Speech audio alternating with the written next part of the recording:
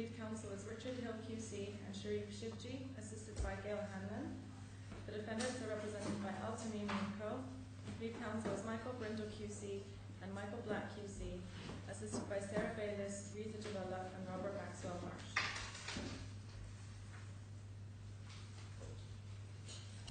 Yes, Mr. Hill. My Lord, if I could deal with a number of points that arose yesterday which I need to come back to before I deal with the Article 40 multiple damages point. The first is that my Lord wanted a breakdown of the figures in the joint statement on a claimant-by-claimant basis. We have produced something, circulated it to my learned friends, and what it provides is our version on a claimant-by-claimant basis, and we've left a very small number of gaps for the defendants to insert their figures, which I understand from Mr. Brindle they're in the process of doing. So hopefully another version of the gaps inserted will be provided, I hope, in the course of today or something like that. And if I could just show my Lord how it works. This is an updated version of the joint statement. Exactly. This isn't an agreed update, because this is what we've done is we've produced our breakdowns and invited the defendants to include theirs. So just so my Lord sees what we've done, we've produced it's all in markup, we've produced a new table under paragraph 7, which gives our breakdown, which is the same breakdown as was in our skeleton, and invited the defendants to insert their breakdown. At paragraph 9, where we had the various arithmetical points and accounting points which I dealt with yesterday, we have, beside each of them, put a note of which claimant it applies to. And then at the end of paragraph 9, we have produced the final column, which was, as my Lord will recall, the adjustments which we say one doesn't get into if we're right on the methodology. But if we're wrong on the methodology and you're in the defendant's world, we say there are these adjustments that need to be made in any event. And we've listed all those out in the last column in the new table after paragraph 9 on a claimant-by-claimant basis this time. And those being all additions to the defendant's figures once those are inserted. Thank you. And we've done something similar in relation to ABK that one sees under the table of paragraph 14. We have set out the claimant's position and then the defendant's, which is 0, or the figures to be inserted in relation to each claimant. And then under reasons for disagreement, we have under paragraph 50, we've done a similar thing of producing an extra column where we say if you move into the defendant's world on the methodology, you need to make these further adjustments in any event, which are positive adjustments to the defendant's figures. What you describe as the defendant's world is the defendant's suggested treatment of the 39.1 million. Exactly, my Lord, yes. And that's shorthand for that. That's right, my Lord, yes. And then we've done something similar in relation to CBK at paragraph 23.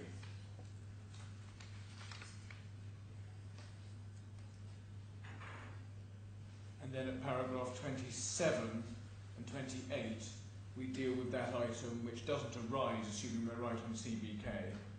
And we've made that clear in the italics of paragraph 27 that we're not pursuing that, assuming we're entitled to CBK interest, because otherwise that would be double recovery. Thank you, that's helpful. I'm grateful, my Lord. My Lord, our position is I haven't seen the document in this form, but certainly we have worked out, and I think have the material to put in some form or other, as to how we say the breakdown between the three claimants should occur, and that will be inserted in due course, but it's not quite, we're not ready to do that at the moment. Thank you. Well, the second point that arose yesterday is, my Lord asked what was the guarantee debit against C3's account used towards, and this is explained at bundle H3 tab 141.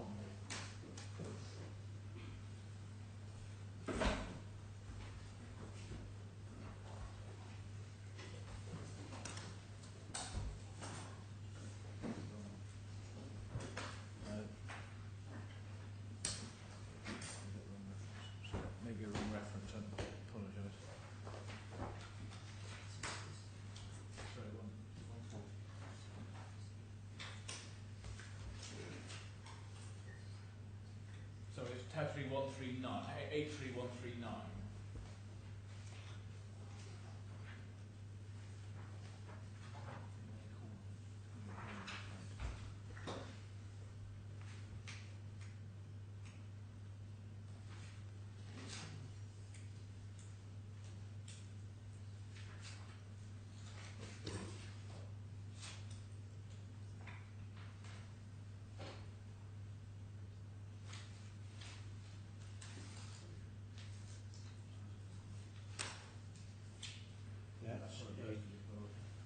That's a What text message, I think. Yes, we're just finding the right one. What it will be when my learned junior locates it is a telex Swift message from Saracen calling on an ABK guarantee of 27.5 million in favour of Saracen.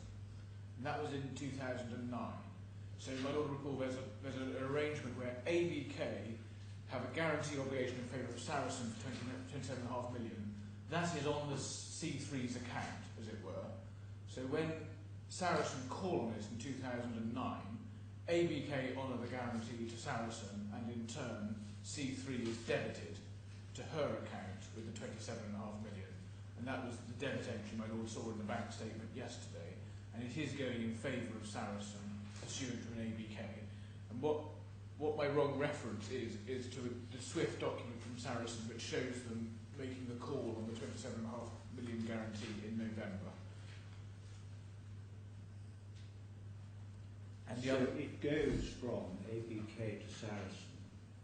yes, in November What happens to it 2009. when it gets there? And What happens to it when it gets to Saracen? it's mainly set off against losses, and in,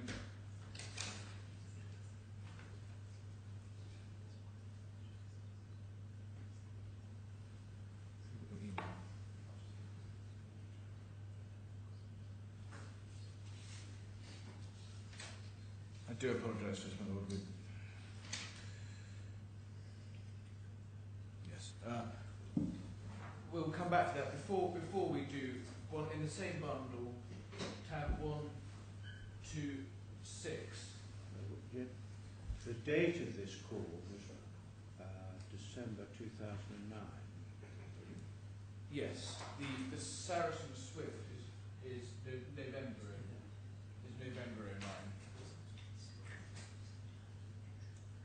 Yes. Yes. So Saracen call on it in November 09, and it's debited to C3's account in December 09. We will get that reference.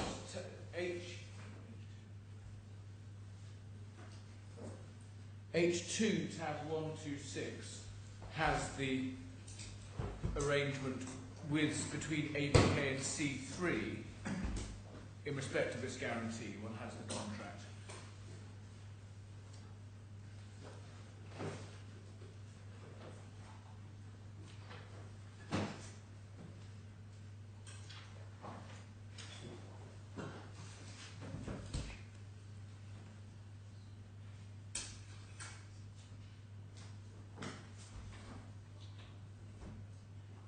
So there were two guarantees. There was a guarantee by ABK in favour of Bank Saracen, which Yes. I recollect.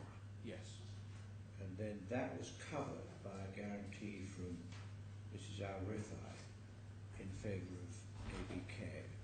Yes. It was subject to this contract that we have at tab 126, and one can see Article 1 on page 4320.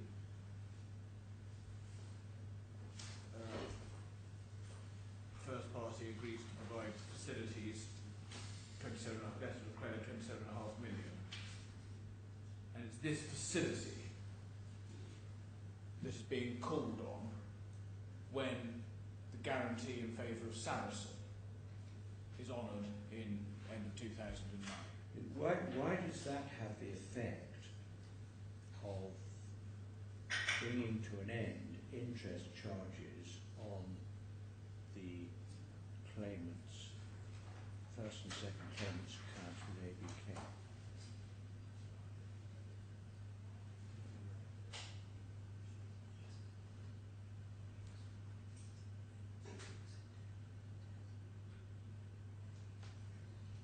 I'm not sure, but I'm not sure the answer to that. In relation to those accounts, it wasn't till 2010 that there was a CBK refinancing. And my Lord was... I'm aware of that. Yeah, yes. We were looking at bank statements Yes. yesterday, around about 154, 55, Yes. I think they were. Yeah, not 155, but one.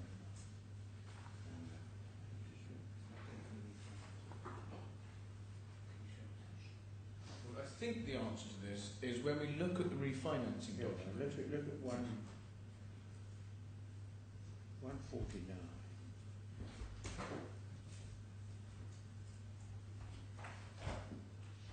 There is Mr. AlKhorafi's ABK bank statement, which, as Mr. Brindle pointed out to him, goes up to the 31st of December 2011. But in fact, the last page of it shows that on the 14th of December 2009, there was a credit of 21,660, and on the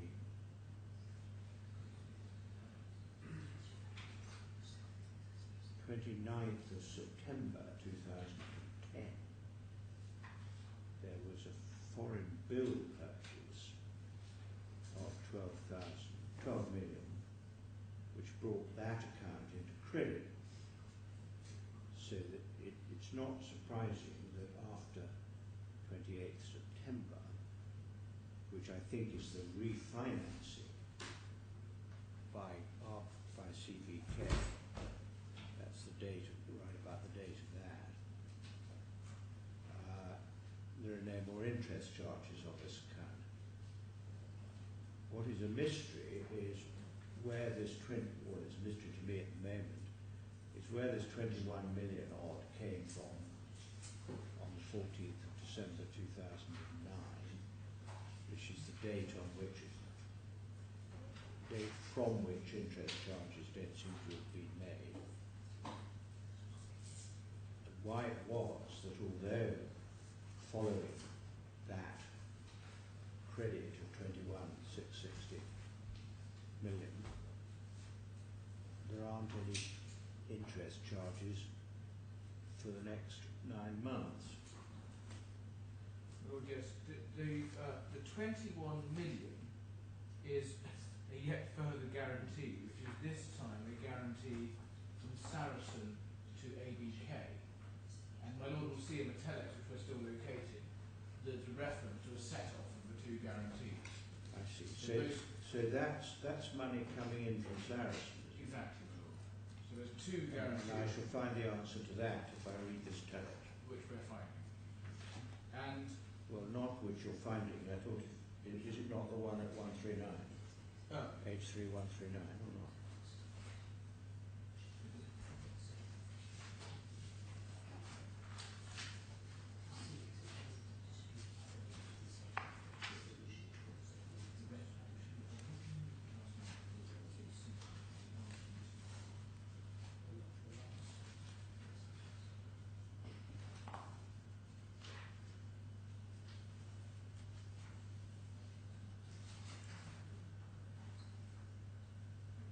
so tab 139.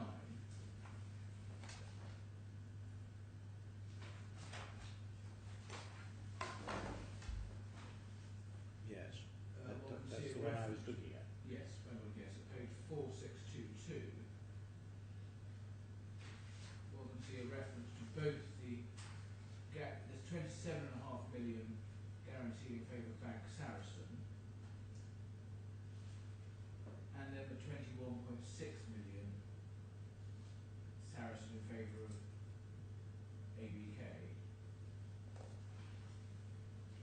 This is a December 09 document, 7th December 09. And then the rest of the telex is dealing with a set-off. The Brindle asserts that 14th of December 2009 is a completely irrelevant date.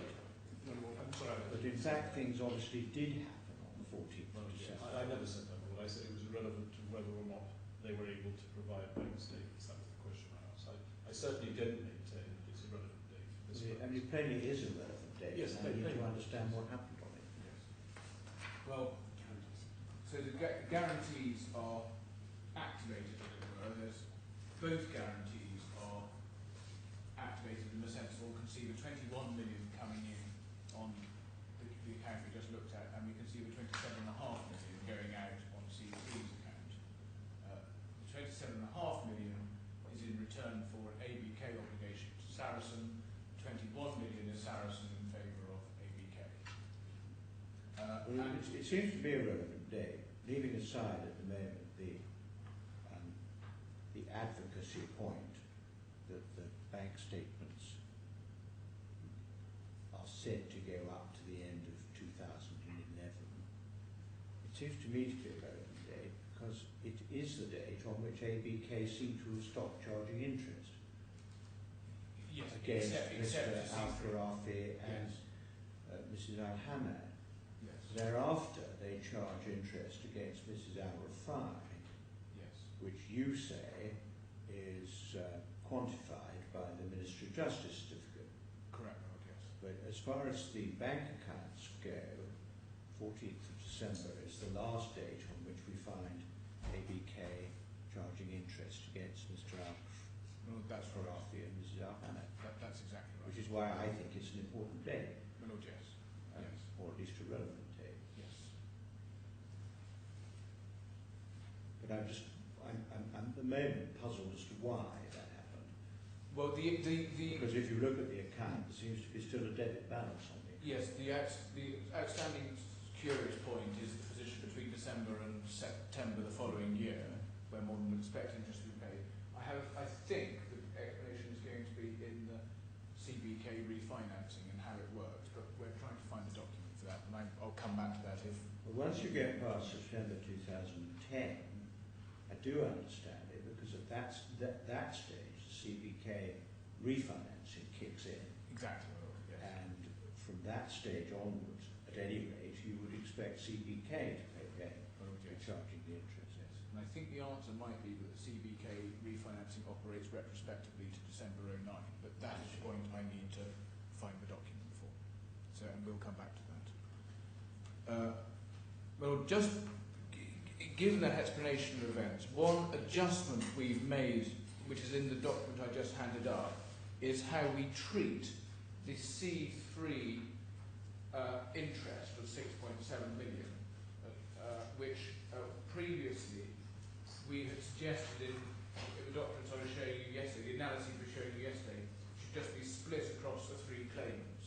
But analytically, we think that can't be right, and that should simply be a C3 claim, which is why we are suggesting, it obviously doesn't affect the overall figure, but on a claimant-by-claimant basis, it makes a difference.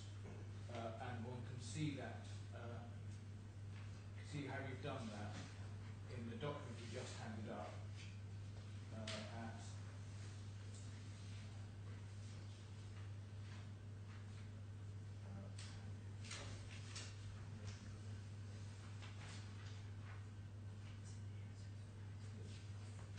yes, it's in paragraph 15 at the table at the bottom where it says third claimant 7,491,895 for the footnote 4.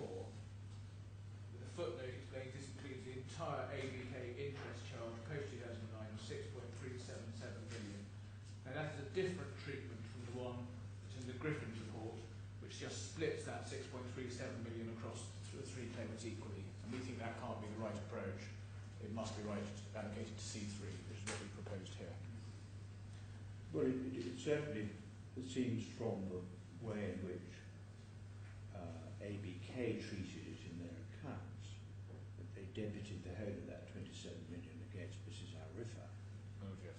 And if they debited that against her, you'd expect that she was the person who paid the interest. Oh, yes. Well, it seems to us that is entirely right. We agree with that. There's no dispute. You agree to that? We agree that this item should be debited entirely to the third claimant, not to the other claimants. I'm grateful for that. Well, can I come to the next point, which I is... think that's the first time we've had agreement to almost anything. We can chalk it up as a starred item.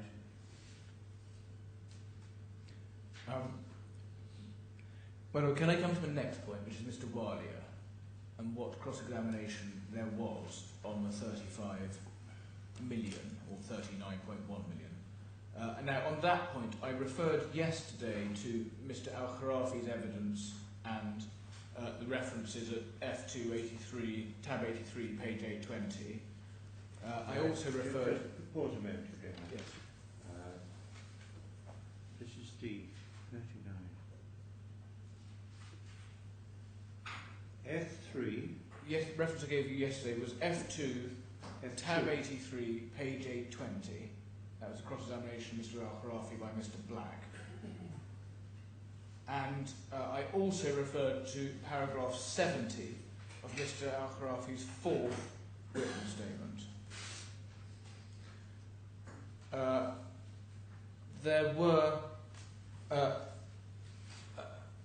my Lord then asked, was there any challenge to that by Mr. Black or anyone else?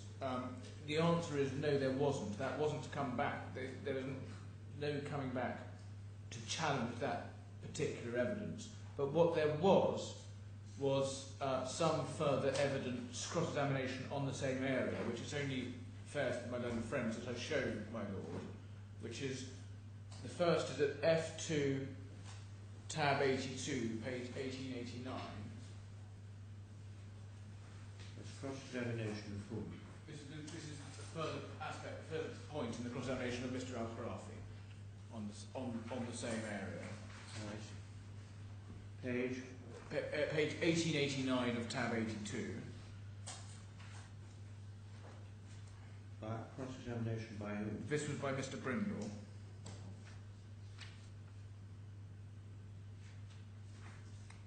Did Mr. Black cross-examine him first? No, Mr. Brindle. So this comes first. So the sequence is the first chunk is this one, F2 82, page 1889. Yes. The second chunk is tab 83. Tab 83. I see, I'm sorry, I got the wrong reference. So this was Mr. Brindle's cross-examination. The first, which I haven't seen before. No, and while I pick the other reference up, it might be worth my Lord just reading that. And it starts at the bottom of page 1889 at tab 82.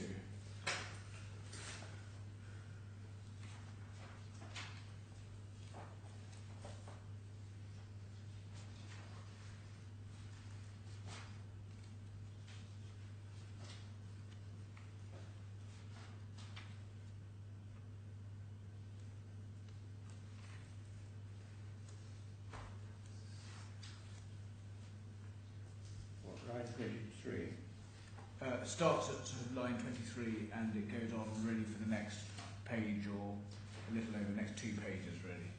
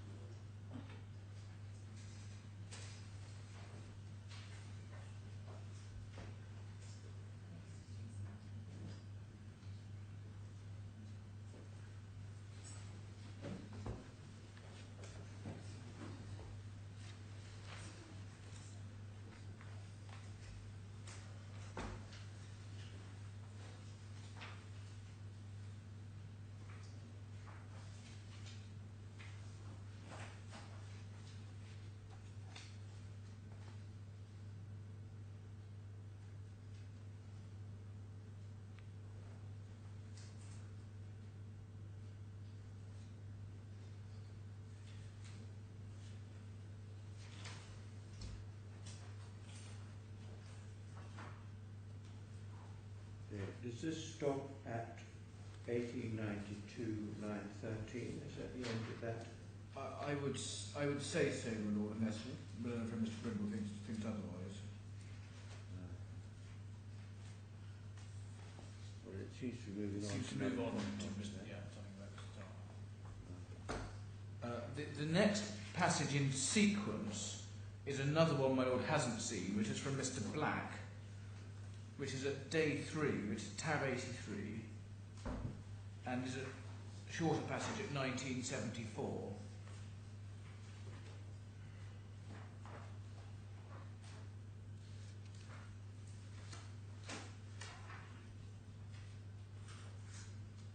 I don't know if it is a shorter passage. It's 2 and perhaps 3 pages that start at the top of page 1974 at line 2 and go on until at some point in 1976.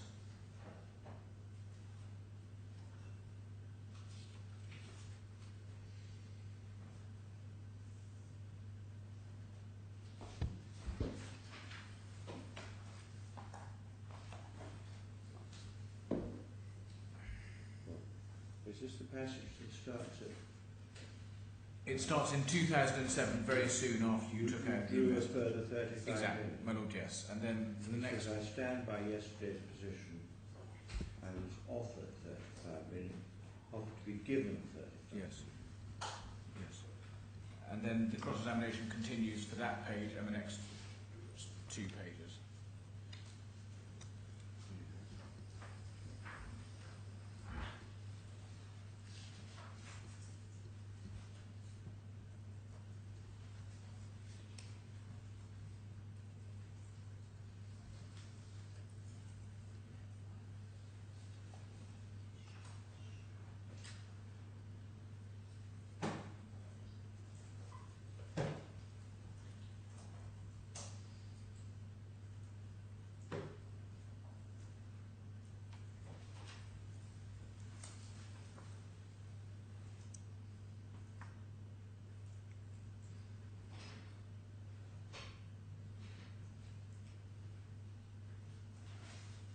And then the passage that I did see yesterday Starts at 83, which is it's further on. It starts at tab 83, page 2019. Well, 2014 was a passage that I went to.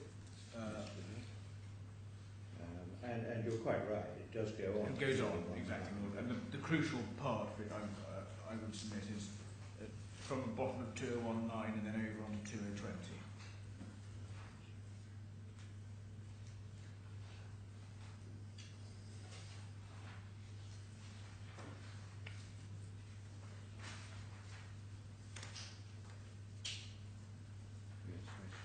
Now, my lord, the net effect of all that... The passage you did that I was taken to yesterday is 2020. Yes.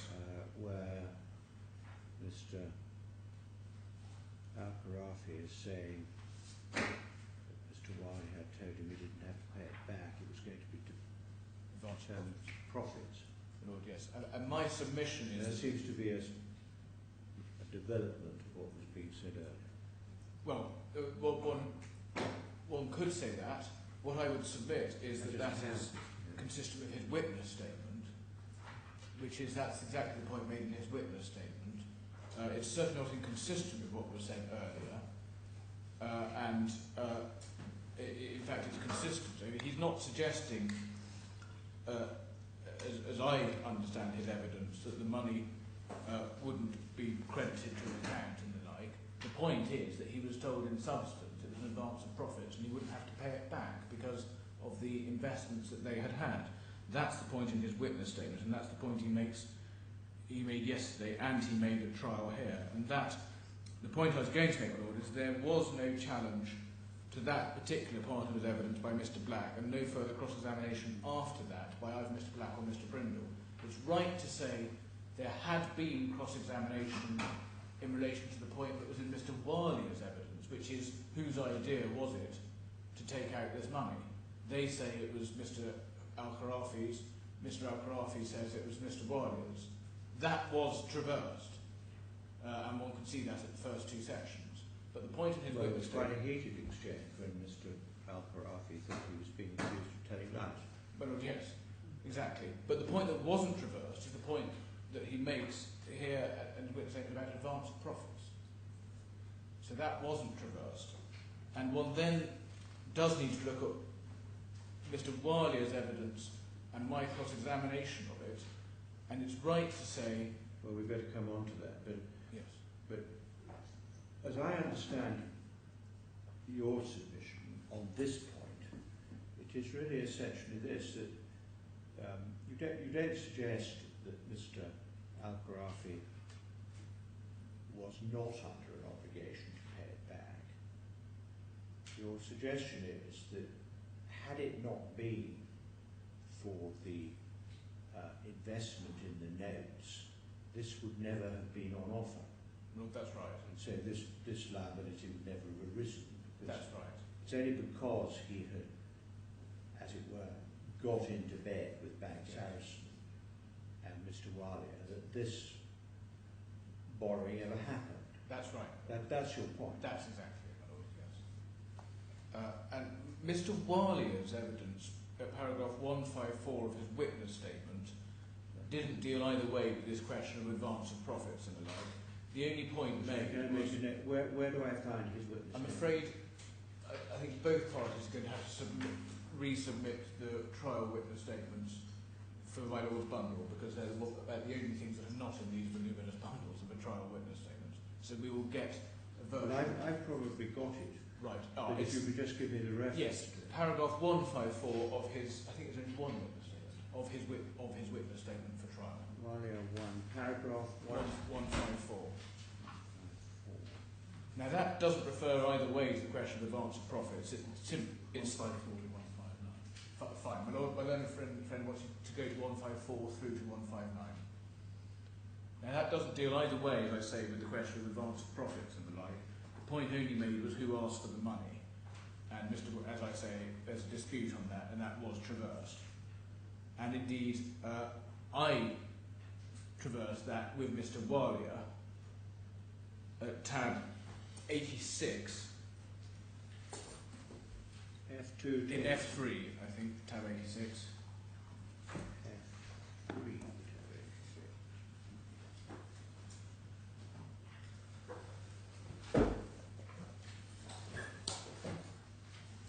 Page 2607 to 8.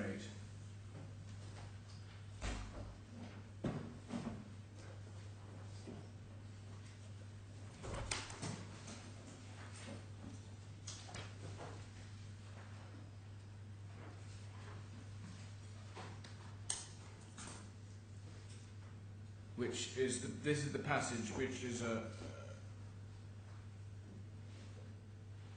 not the main passage of cross-examination dealing with this point, but this is the one I just wanted to show my lord because it was referred yesterday by Mr. Brindle.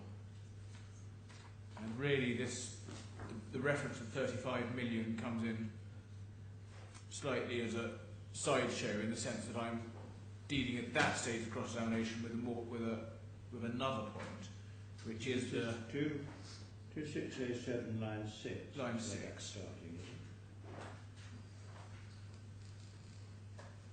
And what I'm really dealing there at that stage of cross-examination is with the suitability of this loan advance under circumstances. So we're not dealing there with who asked for what and so on. That was covered in an earlier passage in the same tab at page 2523.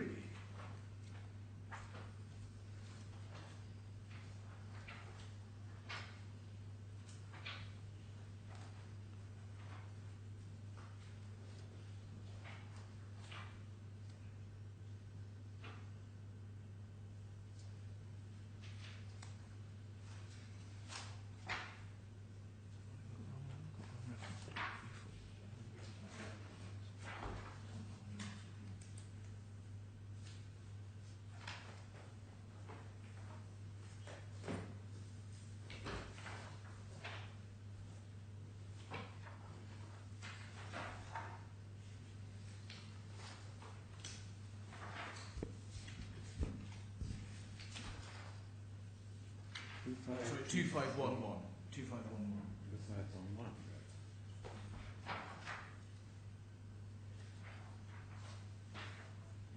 From the top of the page.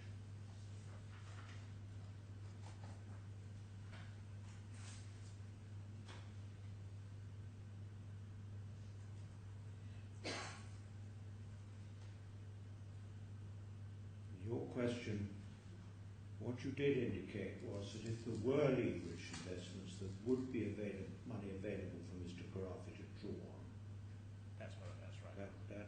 That's the point. Yes.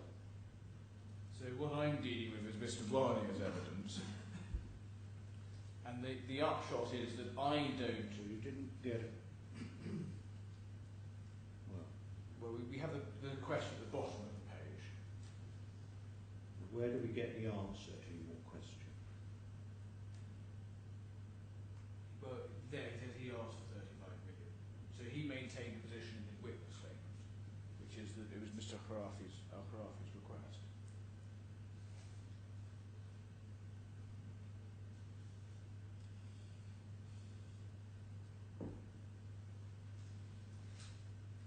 So that's 2511. That's 2511, and Is there that's anything else on that page? well, no, but the whole 2511, and I, at the bottom of the page, put to him that he repeated his assurances that the claimant wouldn't lose money, and then I got an answer to that.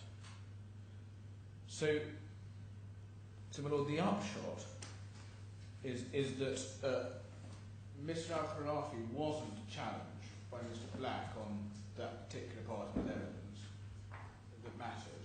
I wasn't obliged to challenge Mr. Walia. And while I did challenge Mr. Walia on the evidence he had given about who had asked for the money first, I wasn't obliged to challenge Mr. Walia either, and I didn't develop Mr. AlKhorafi's point with Mr. Walia. So that, as a matter of where it leaves on the evidence, does mean that Mr. AlKhorafi was never properly challenged on that part of his evidence, and there's no difficulty with the cross-examination that I gave. Can we just go back to the task that I'm set at the moment? If we go to my order,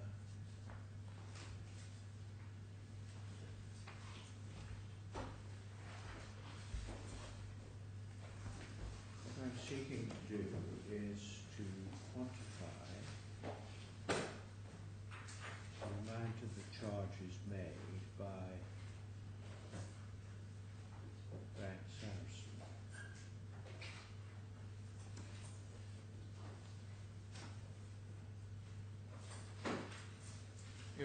It amounts to be assessed in respect of fees and interest charged by Bank Sarasin and losses arising out of the claimant's relationship with Ali Bank Kuwait. And on both of those, the issue in hand is that the defendants are seeking to make a deduction for the interest and charge impact of the 39 million. So we're squarely within my lord's exercise, I submit. Whichever way you decide it.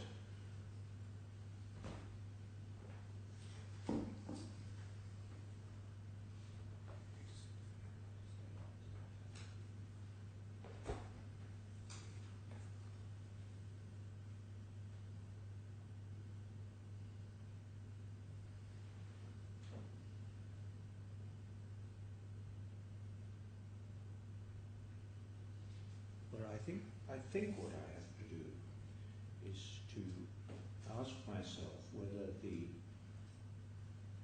interest charges made by both Bank Sarasin and ABK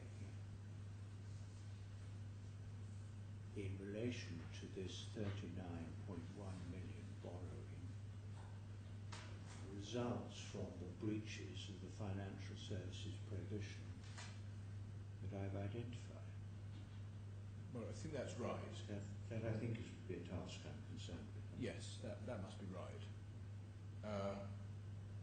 And your submission on that is that but for those breaches, this borrowing simply wouldn't have happened. No, that's right.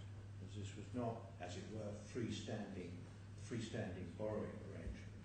Yes. It was a borrowing arrangement which was linked to the banker-customer relationship arising out of the purchase of the note. Yes. And wouldn't otherwise have happened. Wouldn't otherwise have happened. That's your Yes. submission. And while we accept that that couldn't go so far as to allow us the principal for free, we don't claim the principal, and we've given credit for the principal. We do say that when one looks at the interest charged by both Saracen and ABK, it is right that they should be bearing the interest and they should be compensating us in respect to that interest.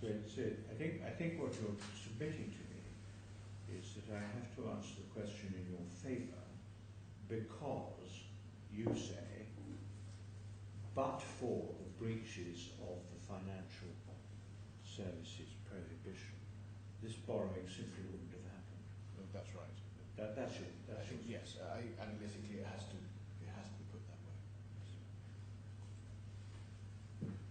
And the counter view, I suppose, would be that actually this borrowing had nothing to do with the financial breach of the financial services provision, because this wasn't borrowing for financial investments.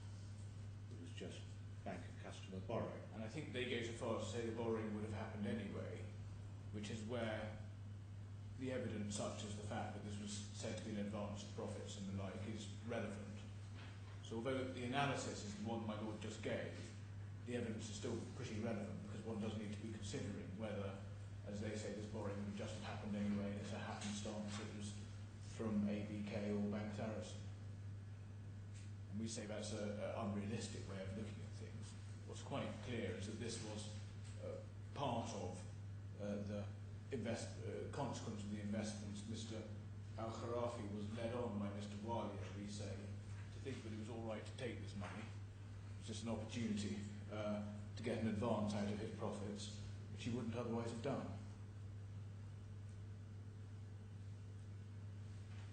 Well, can I move to the next point, which I need to pick up from yesterday, which is the interest rate or the implied interest rate within the Kuwaiti certificate. We have calculated that it amounts to an interest rate of 4.5% compounded annually for assuming a 4.75-year period, which seems to be right. Now, we've given that figure to the defendant. What figure? 4.5% with annual compounding. And we've given that figure to my learned friends to see if we can reach agreement on that. So you say that's 4.5 annual on 26 million or 27 million? On the 26.8 million. 26. Because one has to remember there was an existing balance in C3's favour. Yeah. So when the 27.5 million goes in, it immediately turns into a 26.8 debt. Over four and 3/4 years. From December 2009 to 2014. Yes, it's the calculation ran until last September. Yes, September 14.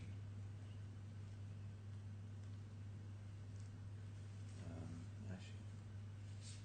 And your submission, I suppose, is that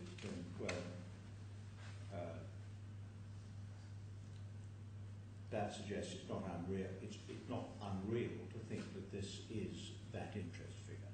Exactly, my lord. And in fact, it broadly corresponds to figures that KPMG use in their reports for ABK borrowing. I think they use a 4.9% simple.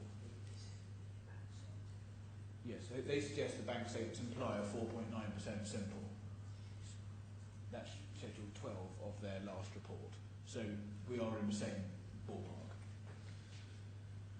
Well, the fifth point is something which occurred, and last point before we get on the multiple damages, something which arose shortly before we broke yesterday, which is what do we say about interest going forward after today? Now, I think we recognise that the court can't and won't grant indefinite future compensation. And we have come here today and seek interest calculated to today's date with any future interest simply falling as interest on the award my Lord makes to the extent it goes unpaid. That obviously does leave a prospect of undercompensation, but that may be met in large part if my Lord makes an order for triple damages, which I'm about to come to, in respect of C3, because as it happens, the amount would be sufficient to pay off C3's liability. Our C3 claims total approximately 9 million on top of the existing damages she's paid, and with triple damages on top, that does cancel out that liability as things happen. And obviously I now need to develop the submissions on multiple damages, and in particular whether there's jurisdiction. My Lord, before my learned friend moves to that, which is a discrete topic, I wonder if I might just raise the issue of this document that we received this morning, which is the amended joint statement on quantum. And just in terms of the division of labour between myself and Mr. Brindle, I will be dealing with head B. Mr. Brindle will leave that over for me. But my Lord will see in the markup at paragraph 9, there are quite a number of additional figures to those that were opened by the learned friend Mr. Hill yesterday.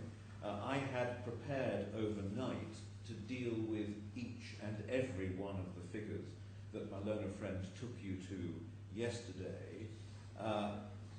You have not been addressed on... Which table? You look, why do we look at the table? I'm looking at, well, both the narrative in 9 and the table that reflects it, which contains a large number of new figures and indeed amended figures too. And I find myself in difficulty in taking instructions on those figures to be able to assist my Lord, unless my learned friend can take us through the changes from the way in which he opened the case yesterday. Well, there aren't any changes. My learned friend's completely on a bad point. All we've done in paragraph 9 is broken down the figures from yesterday, which are unchanged, into a claimant by claimant basis, and those breakdowns are all visible in the Griffins and indeed the KPMG reports. There's no magic and nothing new. If my learned friend has difficulty with any of those figures, I can show him in the reports where we get them from. There's nothing new. Well, I might very well take my learned friend up on that offer, the adjournment in that case. I'm grateful. Can I come now to multiple damages? And this is obviously an application against the first defendant. And the first question is just so that I can understand the table. The figure, the column which now says C's suggested adjustments, what are those adjustments to? Those are adjustments to the defendant's figures that have yet to be inserted, my Lord. So in other words, what the Griffins report and what my submissions yesterday did was take the defendant's figures, which are in many places consolidated figures, and explain why even on their methodology, and as I put it, moving into their world, they were wrong, and therefore upward adjustments needed to be made even to their figures on their case. Now, These are adjustments to figures that aren't in the table. No, but that's because we didn't feel it was right, to my learned friends, to put in what we understood to be their breakdown on a claimant-by-claimant basis of their consolidated figure, because it's not in all cases entirely clear from KPMG, and I didn't want to be putting words into their mouth, and that's why we invited them to put those in. But when they do, we will be saying those figures should be adjusted upwards, even on their case, by the amounts in the right-hand column. At the moment, all I know is that these are suggested adjustments to a figure which I don't yet know. Well, my Lord does know the final total, and one knows the total of our adjustments at the bottom, which is 1.6, and the total figure. That is absolutely clear from the KPMG report. We didn't think it was clear enough from the KPMG report in all cases. So if I aggregated all these adjustments, pluses and the minuses, Yes. I would end up with a net figure of 1.65 million. As a net adjustment Net to adjustment be figure of added to 6.68 million. Yes, I see. I'm actually So these new figures, or adjusted figures, in the third column are a breakdown of 1.65 million. exactly. That's how that works. That's right. And if I get out my calculator and do that sum, adding and subtracting all these figures, or aggregating all these figures, that's what I shall end up with. Well, yes, and if one then Thank you. adds the 1.65 to the 6.86, you get to the total, which we suggest should be the defendant's total, even on their case, which they obviously haven't accepted yet. Yeah. Well, Mr. Black, I don't know whether that helps you, but it makes it a little clearer for me of what all these, you're entitled, I think, to describe as new figures are a breakdown of the adjustment of 1.650, which has always been there. Well, I hear what my learned friend says. I'm going to need some help in the differences from the old paragraph 9 of yesterday, because it does appear that the adjustments are different. But if my learned friend says they're not, He says, and either of us can do it with a calculator, he says that the aggregate adjustment is the same. well, my lord, I'm not entirely sure that's right, but he can show me. Well, we'll have to do it with a calculator. Yes. But that, you don't need to take instructions about that. All you need is a calculator. Well, my lord, I need to know the derivation of some of the figures. But my lord, I'll deal with it with my learned friend. If one's simply asking a question, do the adjustments aggregate to 1.65 million? All you need is a calculator. Yeah, oh, those adjustments, yes. The question is the origin of those adjustments as compared to what we had yesterday in I think my paragraph learned friend is concerned at, when one gets back into paragraph 9 in the text, Yeah. the way in which we have split out figures such as, do you see, one sees 1.148 million, which we say comprising, and then we give the breakdown of the 148 million. I think he's concerned at where we get that breakdown, but we can show him that in the short Yes, term. my lord, that's all. It seems to me to cry out for a wet towel and a calculator, probably neither of which you have immediately to hand. I have a calculator to hand.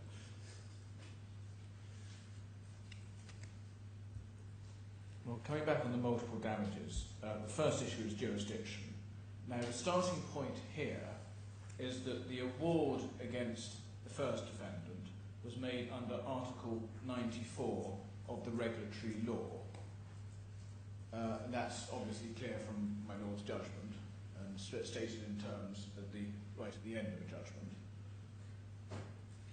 Now, Article 94 provides in terms that where there's a breach of the rules, the court can make an award of damages. Can we just see where is Article 94 conveniently? It's going to be in my judgment somewhere, but do we have it anywhere else? Yes, it is in authority.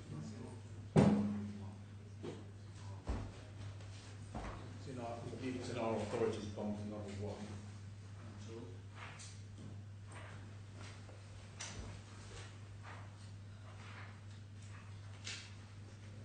You should have 2 authorities bundles from our side.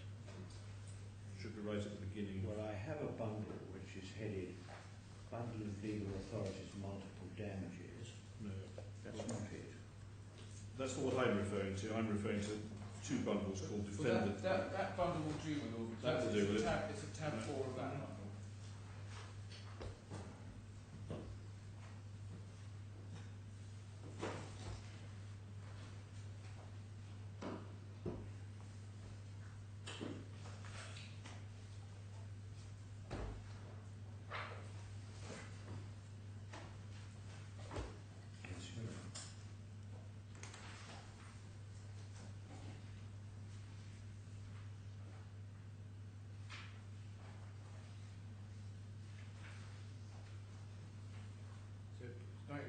where a person intentionally breaks or negatively breach of duty, requiring prohibition, obligation, responsibility, the person is liable to compensate any other person for any loss or damage caused to that other person as a result of such conduct. And then subparagraph 2, the court may on application of DFSA or a person who has suffered loss or damage caused as a result of conduct described in Article 94.1 make orders for recovery of damages or for compensation or for recovery of property. So one sees there's an entitlement expressly to damages as well as compensation insofar as there's any difference under Article 94.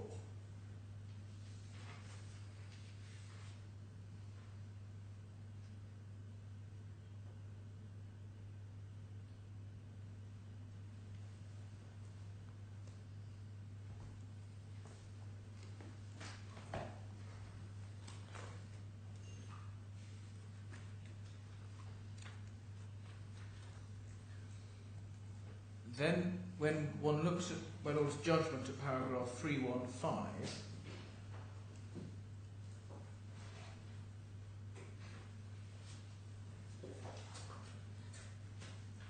the court was satisfied that, and I quote, the loss or damage in respect to which compensation is claimed as caused as a result of Sarasin's failure to comply with its obligations under CAB Rules 3.2 and 6.2. So the court made a finding that there was loss and damage caused by the breach of the rules.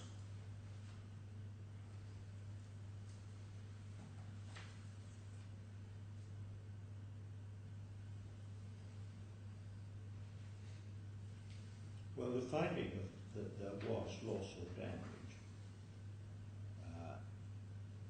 provides the basis for liability to compensate. Well, yes. And that liability to compensate under 94.2 can be described, as one can see expressly, as orders for recovery of damages or for compensation. So it can be, it's the same, it's no difference in this sense between whether one describes it as compensation or describes it as damages, because the court has found all that is required for damages. It's found loss and damage caused by the breach. And so that entitles the claimants to damages under 94 subparagraph 2.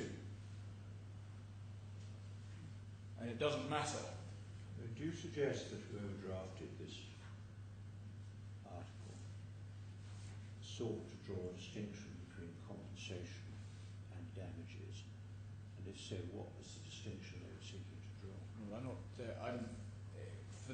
certainly in the context of the present case, there's no possible distinction. It's the same. I can't at the moment think of a case where there is a distinction, but perhaps there is one. But certainly not in this case. Because in this case, the court has approached matters in a traditional way and found loss and damage caused by the breach.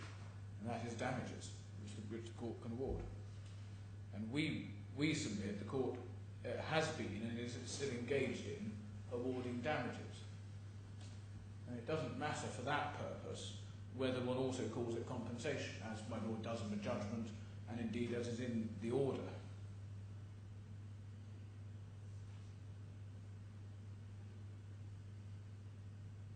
Well, if you look at it through the eyes of an English lawyer, you're likely to start from the position that an award or an order for damages or an award of damages is intended to be compensatory.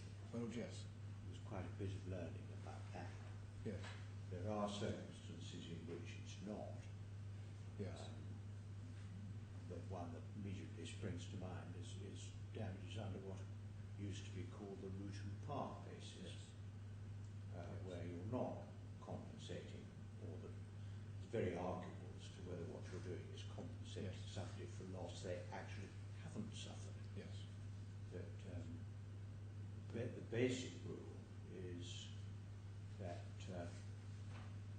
an award of damages is compensatory.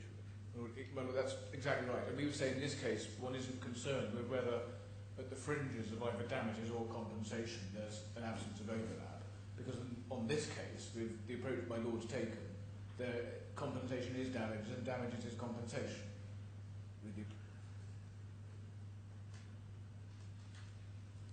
And it matters not whether in the judgment or indeed the order one calls it compensation. These are damages in this case, and which the court's entitled to award under 94(2). The next point is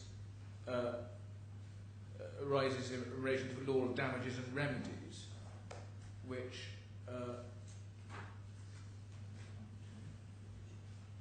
which is in the same bundle as the previous tab. And obviously we're concerned with Article 40.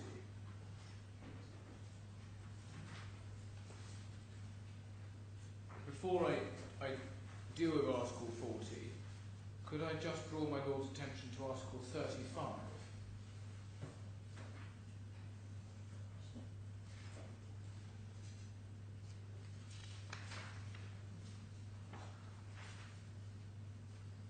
And this provides that where there is a breach of duty or obligation imposed under any DIFC law, the court can again order damages or compensation. Now,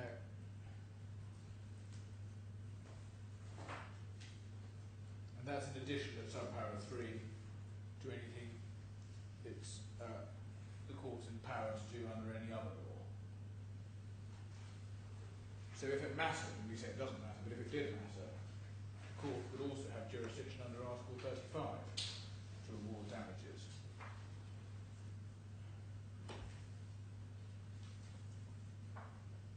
And this also has some relevance because my learned friend Mr. Brindle, I think, suggests that Article 40 is to be read within the law of damages and remedies as only applying to claims in respect of breaches of contract under Part 2, which deals with Article 7 to 22, or damages in the law of obligations under Part 3, which is Articles 23 to 33. Now that obviously can't be right at all, because, for example, before we get to Article 40, we have this Article 35, which provides a separate entitlement to damages and compensation, nothing to do with breaches of contract or the law of obligations. And Article 40 plainly applies to damages under that article as well. So there's no tying of Article 40 just to breaches of contract or law of obligation claims. That's unsustainable, especially in the light of Article 35, but it's also unsustainable from the natural reading of Article 40. So it's your submission, is it, that you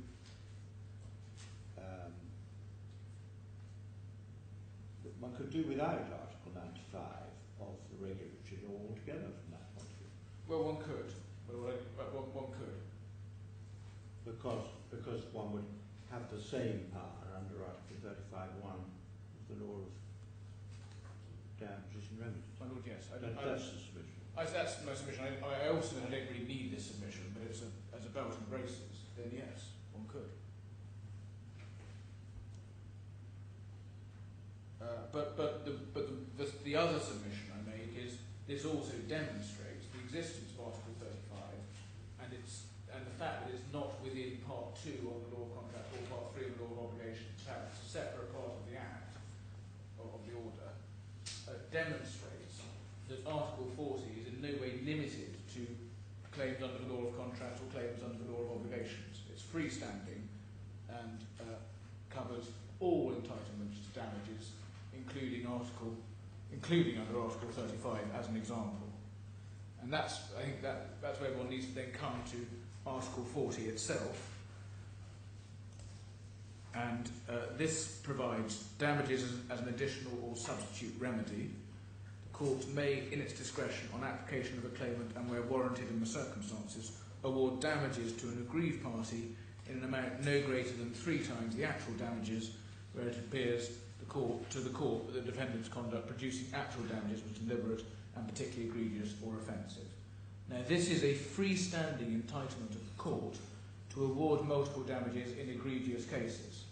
So wherever there is conduct that produces actual damage, the court can award multiple damages. And as I've submitted, there's nothing that limits Article 42 to contract cases under Chapter 2 or law of obligations cases under Chapter 3, Article 35 being an example. The only requirement which I would accept is obviously there must be conduct that produces actual damages, which is what the section requires, and I also accept that the claim for damages must itself be actionable under the DRC law.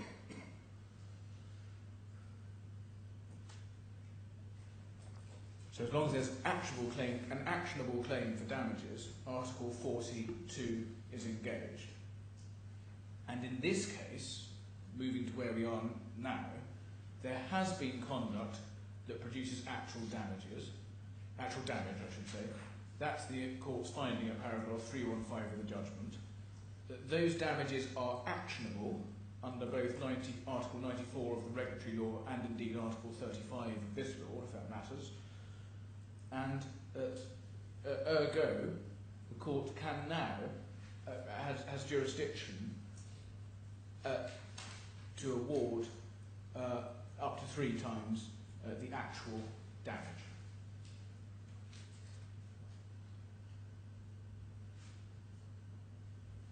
Now, my Lord, I've already made the point that the use of the word compensation in the order, my Lord's order, could not have been, and indeed the judgment, could not have been intended to mean that what we were receiving was not damages, if this matters.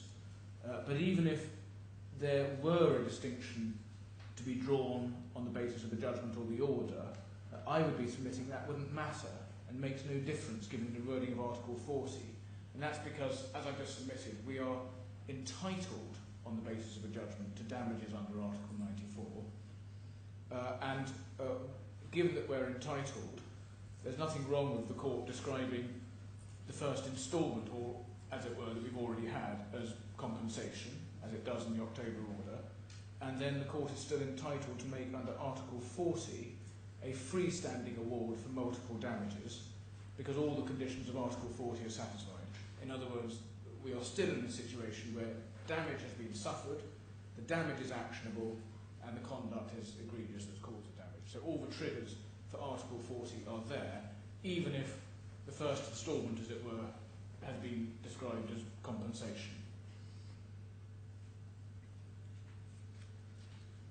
Well, those are my points on jurisdiction. The next point from my learned friend is the suggestion that the deliberate and egregious conduct that the court has found didn't cause the loss, and in particular, what's suggested is because the deliberate and egregious conduct related to the classification of claimants, that's nothing to do with the suitability, which my learned friend suggests caused the loss.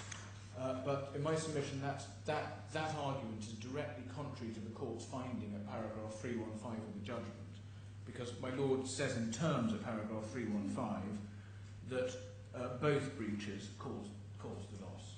So it's not open to my learned friend to suggest to run that point.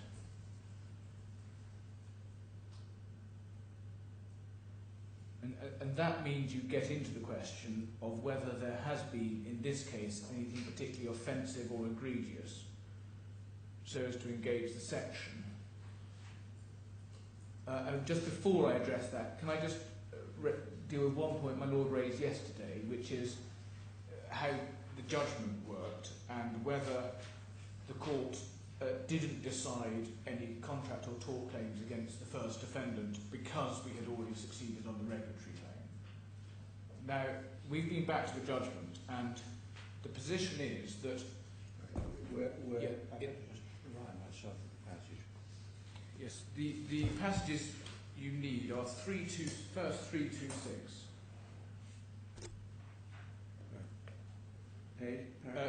Paragraph 326 in Bundle A, Tab 1. 326. Paragraph 326.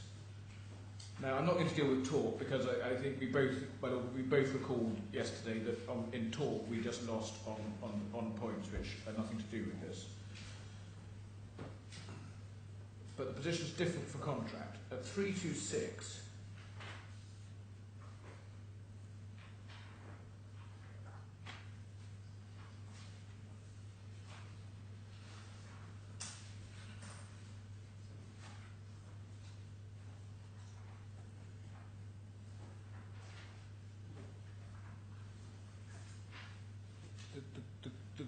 judgment explains that because we were successful on the client's point, there couldn't have been a contract.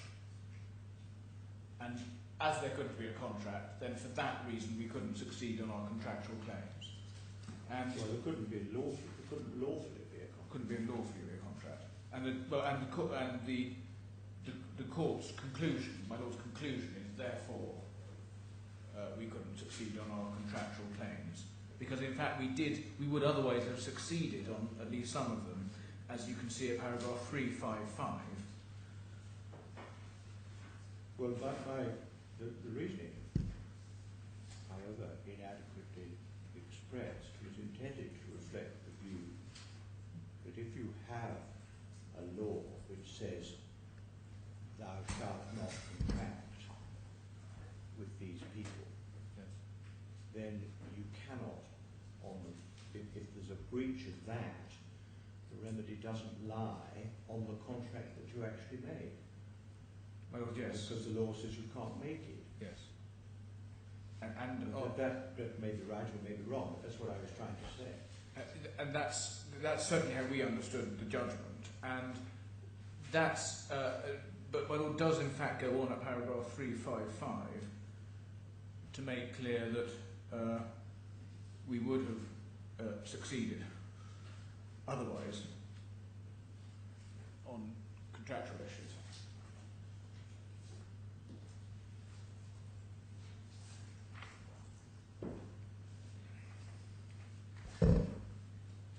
Three five five.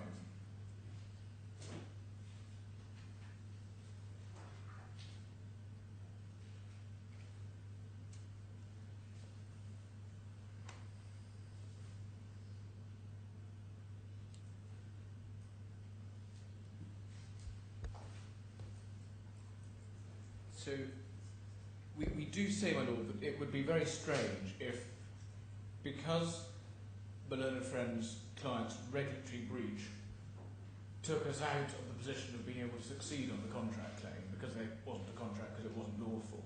It would be very strange if the way that the DIFC law operated is that we couldn't recover the multiple damages that we would otherwise have been able to recover on a contract claim. And we say that conundrum doesn't arise because Article 40 is a freestanding obligation. There is an entitlement to damages under Article 94, and therefore a court can award damages under Article 40, and there's no difficulty. That then brings me to the question of whether there has been any particularly egregious or offensive conduct. We referred in our skeleton to a US patent case called Reed, Corp and Portek. Now, this is really my Lord's hand on this. It may provide some assistance, although we obviously recognise that that is a different jurisdiction, and the court should ultimately and primarily be guided by the words of a DIFC law, which simply provides that the jurisdiction arises where the conduct producing the damage was deliberate and particularly offensive or egregious. What we would submit is that my Lord will not be assisted at all by the English authorities on exemplary damages. There is no equivalent jurisdiction in English law to this jurisdiction, and my learned friend has helpfully summarised at paragraph, Mr. Brindle, at paragraph 57 of his skeleton, the conditions that one needs to get exemplary damages under English law, and you only have to look at that paragraph of his skeleton to see that it's a completely different jurisdiction, which arises in much narrower circumstances than the wording of a DIFC law. So one simply doesn't get assistance. My understanding at the moment is there simply isn't anything in English law which is equivalent to Article 40 sub 2. That's exactly That's right. an importation, Yes. probably from the RICO statutes or something like that Well, in the States. My Lord, but even there's a limit to how much one can draw even from the US authorities. We do say the US authorities are likely to be closer, and that's why we refer, my Lord, to Reed and Portek. But ultimately, this is a freestanding jurisdiction that my Lord is exercising in the DIFC. But we would suggest... You say that I should be capable of making up my own mind as to whether this is deliberate and egregious conduct. Yes, deliberate and egregious or offensive. Well, I think I have already held that it was deliberate. my Lord has already held both in the, and I'm going to come to this, both in the judgment and in the further reasons, made a number of findings which we say fall squarely within this description of conduct, which one can see as a matter of, it's not, we would suggest, particularly difficult to apply and understand what deliberate or particularly egregious or offensive means, and this court's well placed and best placed to determine whether conduct falls within those descriptions. Insofar as my Lord is assisted at all by the US case, the points we would particularly draw out from the list of factors which we summarise in our skeleton are the deliberate nature of the infringement, which is similarly the case here, and the duration of the misconduct. In this case, the defendants contested... Which infringement are you talking? There are two. Yes. The primary breach, as it seems to me at the moment, in relation to the primary breach by the first defendants, was in accepting your clients as the claimants as clients at all. Yes.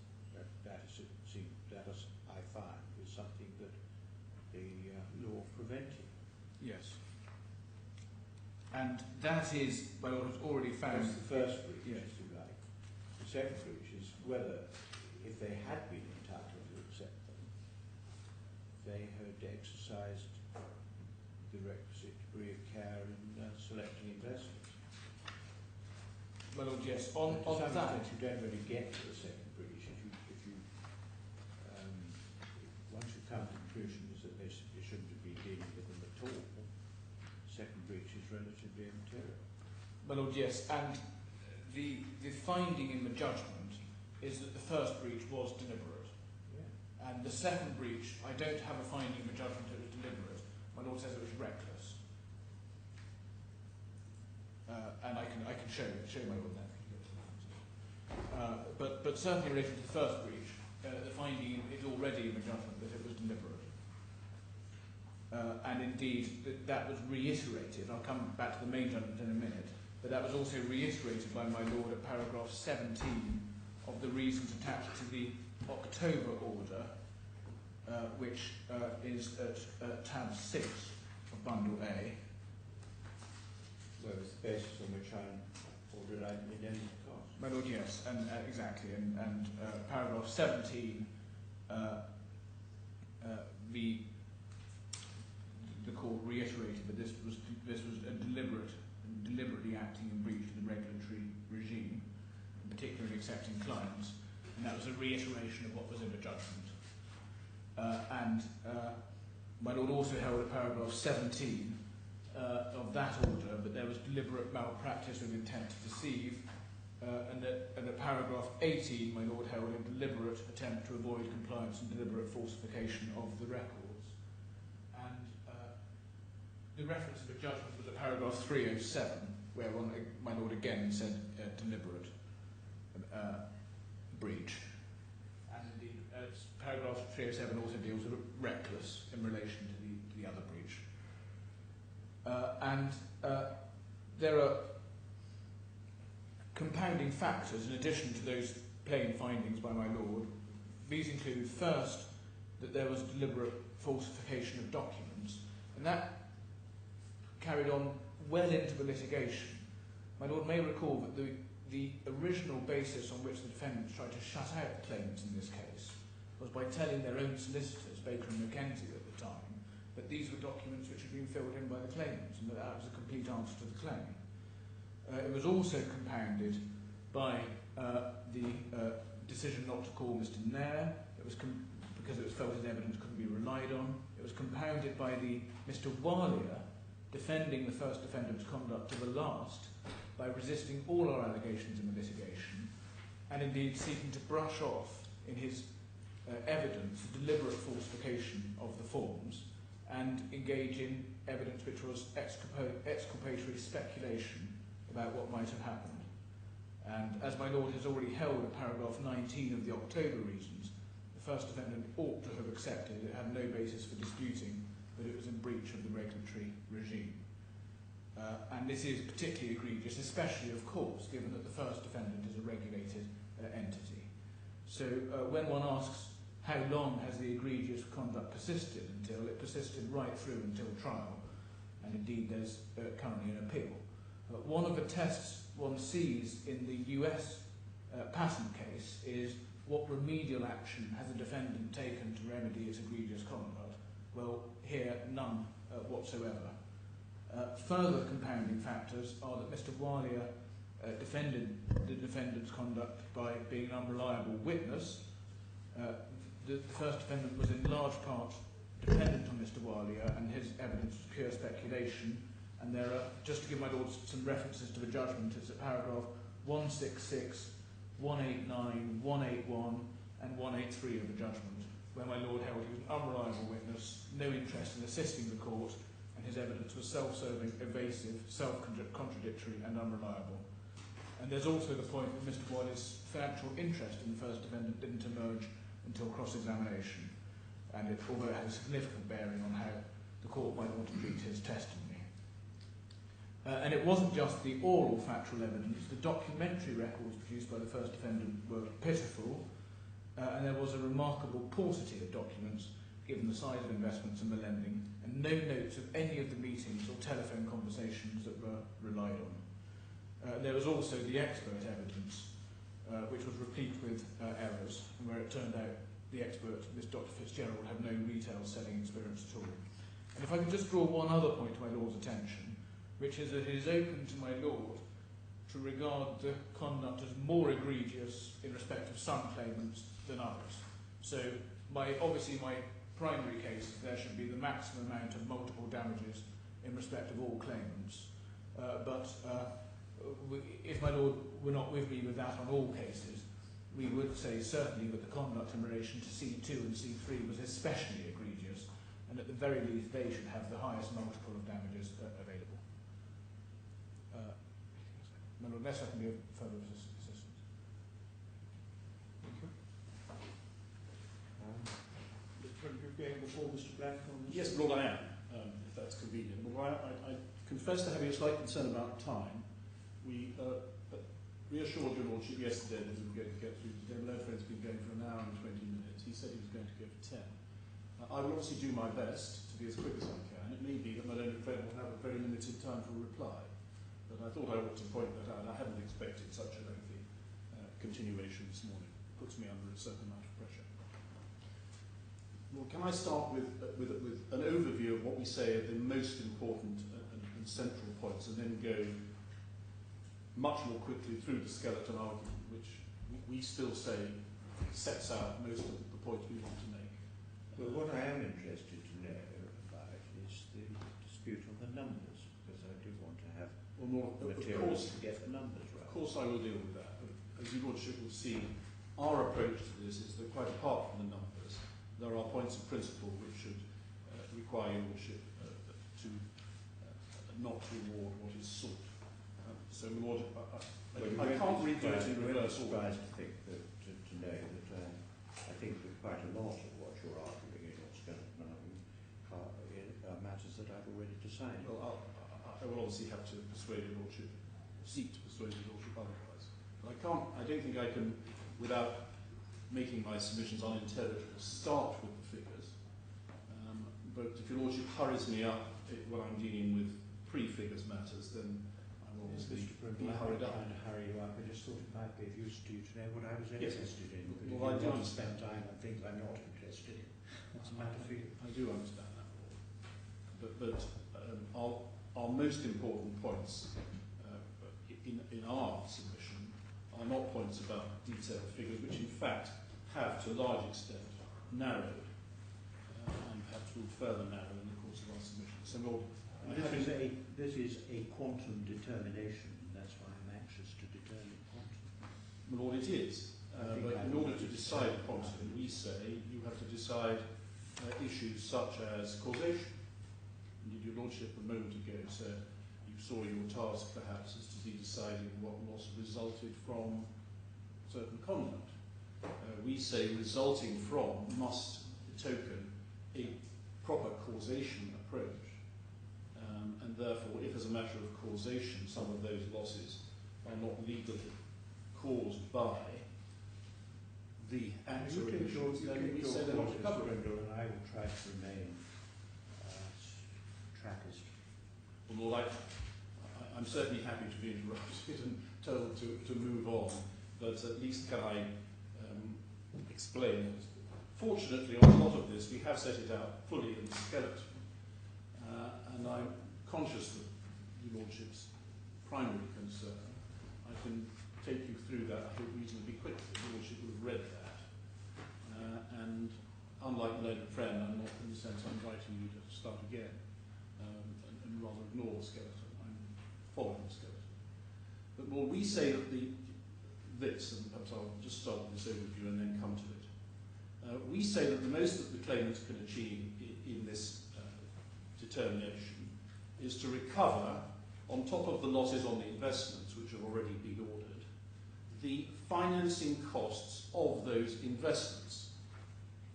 Your Lordship has found that the investments were leveraged and were sold as leveraged investments, and therefore, in principle, the costs incurred and the interest or charges incurred, one would expect to be, firstly with Bank Saracen, or firstly with ABK because they leveraged the first lot of investments, and secondly with Bank Saracen who leveraged the second lot of investments.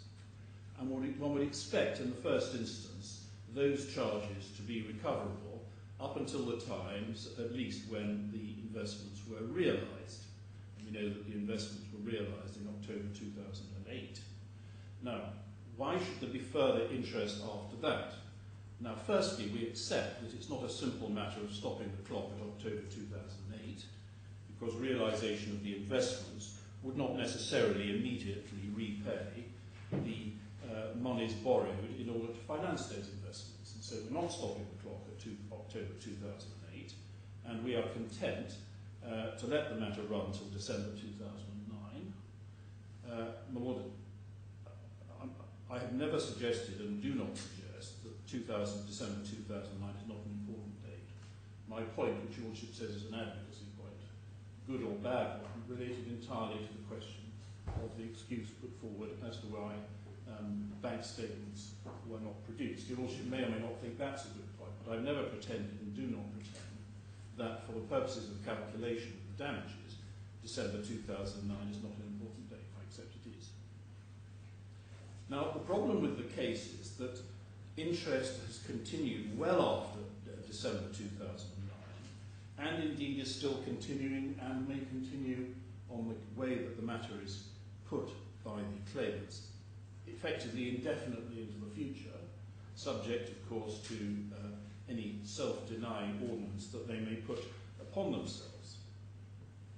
And we say that plainly, this continuing interest, both to ABK and to CBK, has been caused not by the original investments having been entered into, but by other things which have caused the borrowings to remain outstanding and incurring interest.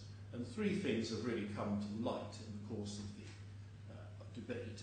Firstly, what I would call the personal borrowings, and for the moment this is just an outline, so I'm not going into detail of it, but we say the 39.1 million, which I describe as personal borrowings, and the need to finance that has been, to a large extent, the cause of the continuing indebtedness, rather than the rights and wrongs of the investments. Secondly, my Lord, the decision not to realise assets.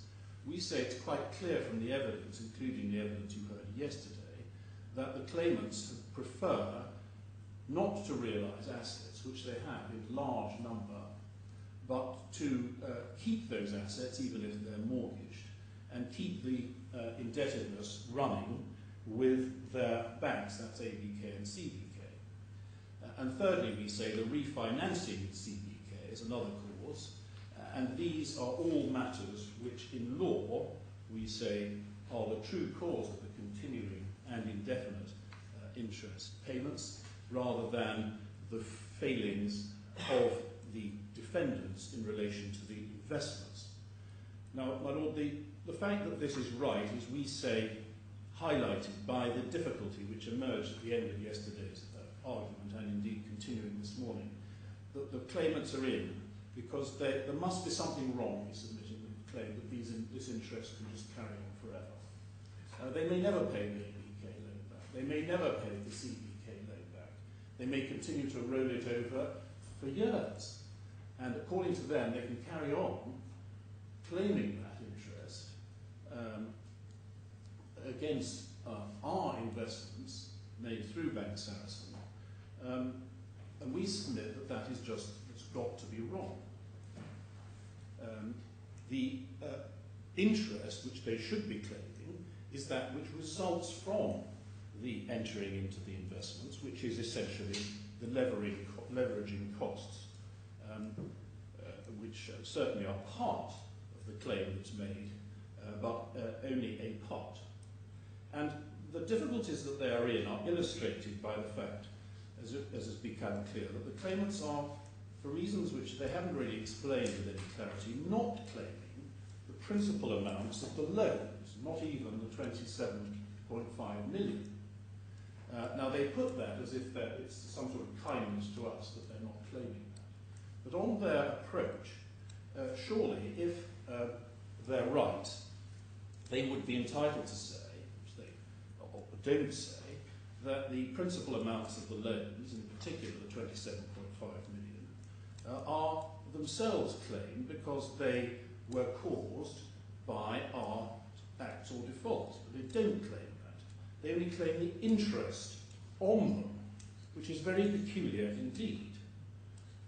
And we say there is something fundamentally wrong with that.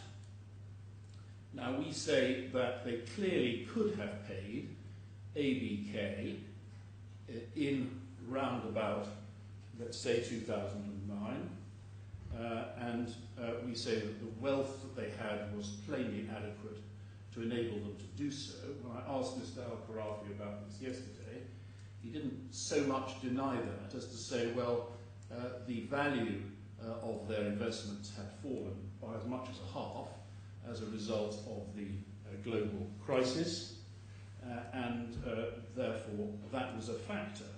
Now but as one looks, which I invite your Lordship to do at your Lordship's leisure rather than now because of time constraints, in Schedule 2 to our submissions, just to give your Lordship the reference without actually taking to it now, it is in Bundle E at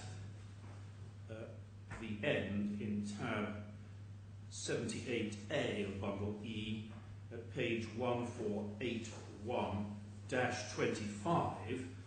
There is what your Lordship might recall, probably won't, but a Schedule 2 to our closing submissions, which sets out all the evidence about the wealth of the various claimants. It's true that the second claimant was the wealthiest, having at least $70 million worth of NBK shares, and a lot of other things as well. It's true that the third claimant was somewhat less wealthy on paper than the other two, but still the amounts of money, if one takes them together, certainly, just another point I'm going to come to, were easily sufficient to have enabled those assets to be realised if they had wanted to realise the assets, which they didn't, and to pay off the debt, but they kept it going. And the problem in law, we say, with all of this, is that they're seeking to hold the defendants responsible for all these problems with their continuing indebtedness to other banks, well beyond the extent of the liability which your Lordship has found.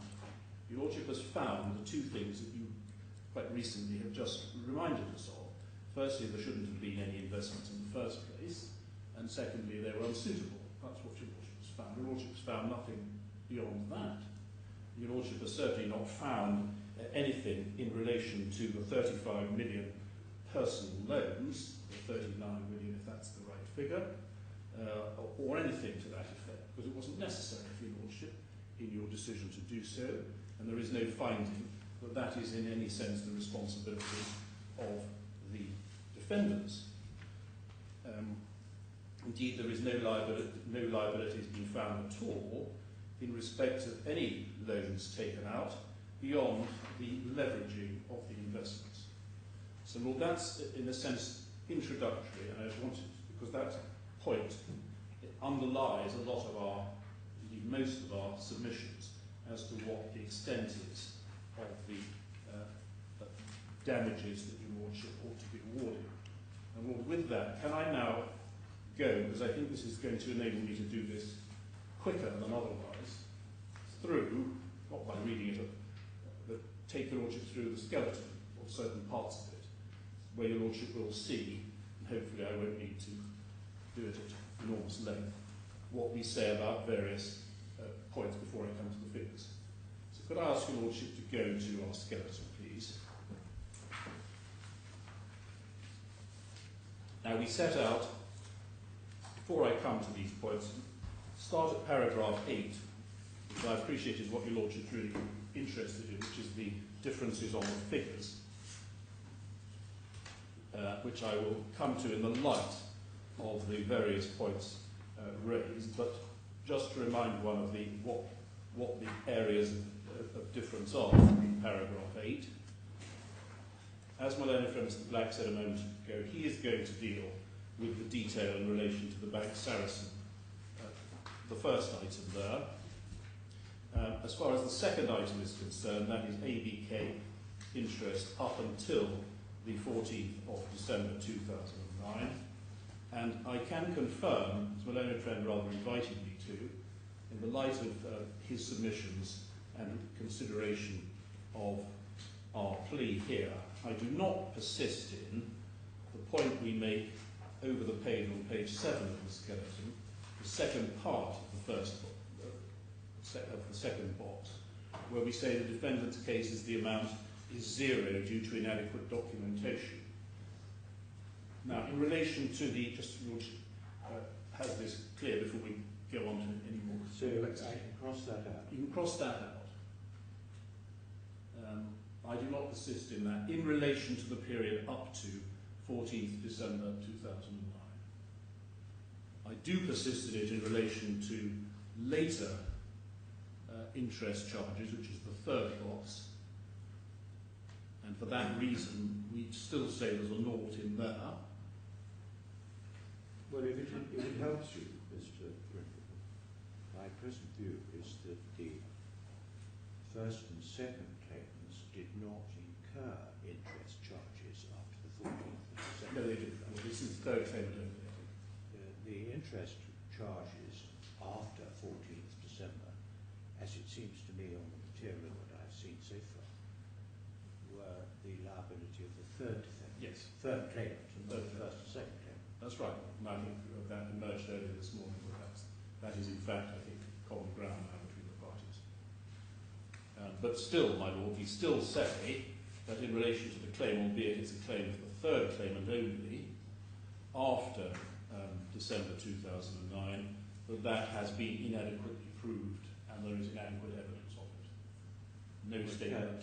So I maintain it turns entirely, I think, on the judicial certificate. I think it does, really. Well, except that I would bolster that by saying that there must have been, for reasons I'm going to develop, bank statements, which we haven't seen. But it certainly centres on the certificate. But as far as earlier statements are concerned, although we were taking that point, we're not persisting. So on the earlier period, up to December 2009, the debate is simply between effectively the Griffin's figure and effectively the KPMG figure of 9.219 million. And that, as it seems to be at the moment, turns almost entirely on the way in which you treat the 39.1 million. I believe that is correct.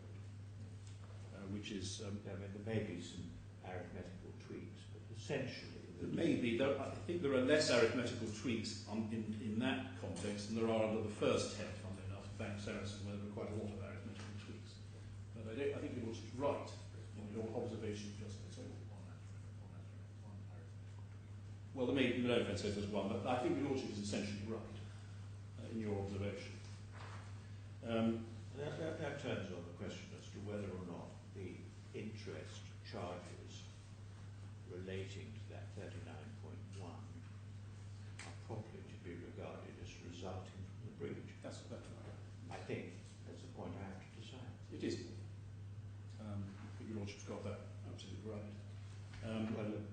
that may be purely by luck, Mr. Brindle.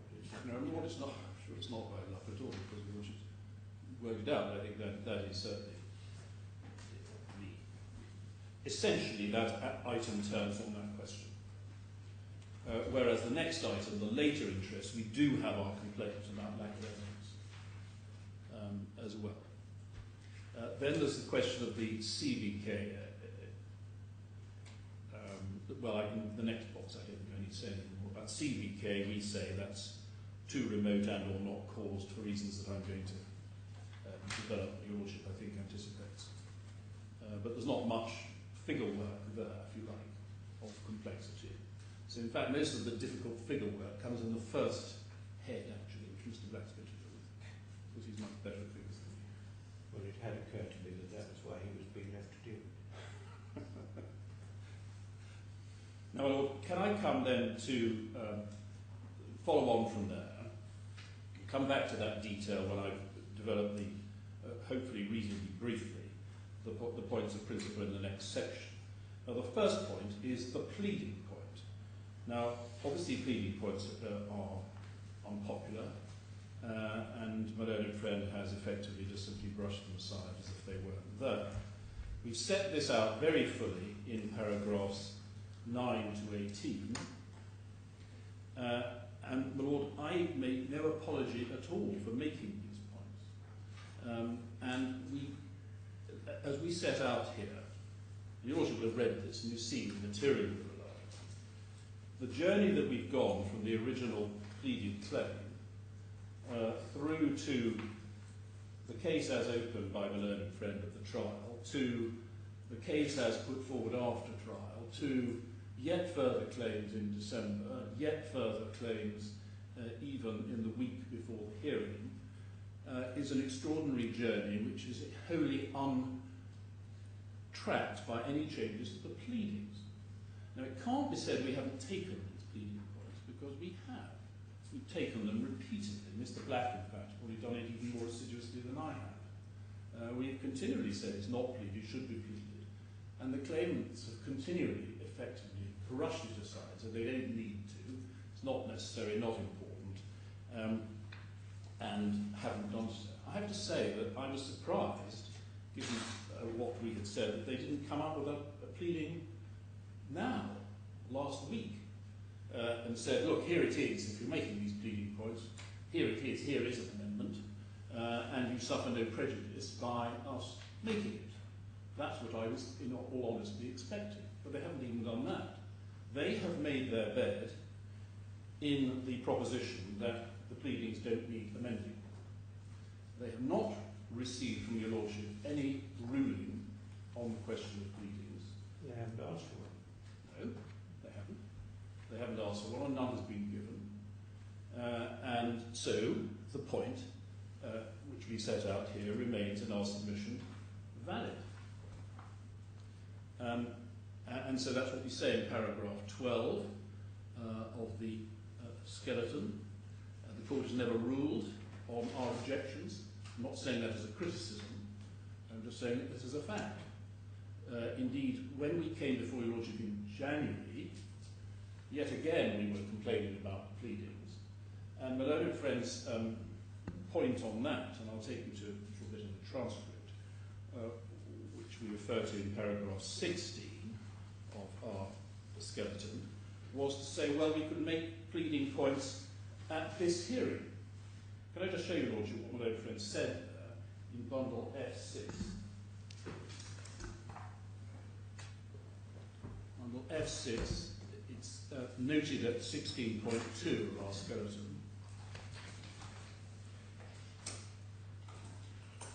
F6, tab 91, page 3642. Towards the end of the bundle, the Lordship has that internal page number is 115. What might be, Mr. Brindle, whether there was ever an objection to the evidence on the basis that it covered matters that hadn't been pleaded, and the circumstances in which judge has to deal with a pleading point is if somebody applies to amend, that hasn't happened. Or if the other side says you can't run this point on the evidence because it wasn't pleaded. I don't recall any objection to the evidence that was being called on the basis that it covered ground that hadn't been pleaded. If there was, then I'd better be reminded about it. Well, certainly that seems to be, I'll just start with this passage. Well, Mr. Black, no doubt, will tell me if you can't. But the importance, essentially the importance of pleading is to enable the parties to come prepared with the evidence that they need in order to meet the points that are being taken. Not only that, but also to know what the case is that you have to meet. I would submit, respect. Well, I can answer that. I don't recall having been asked to shut out, apart from the evidence that I did shut out, which was the evidence in RAK4, I think, the most recent. Yes. Well, that was only one of the things that we were objecting to. I shut that out on the ground that it didn't seem to me to be covered by the pleading. I don't recall another objection on the pleading. But if there was, you may have to look at the references. Perhaps I'll ask my own friend and his junior to look at that. Anyway, but I'm now in bundle yes. F6, and you want me to go? I want you to look at page 3642, which is my learned friend in reply.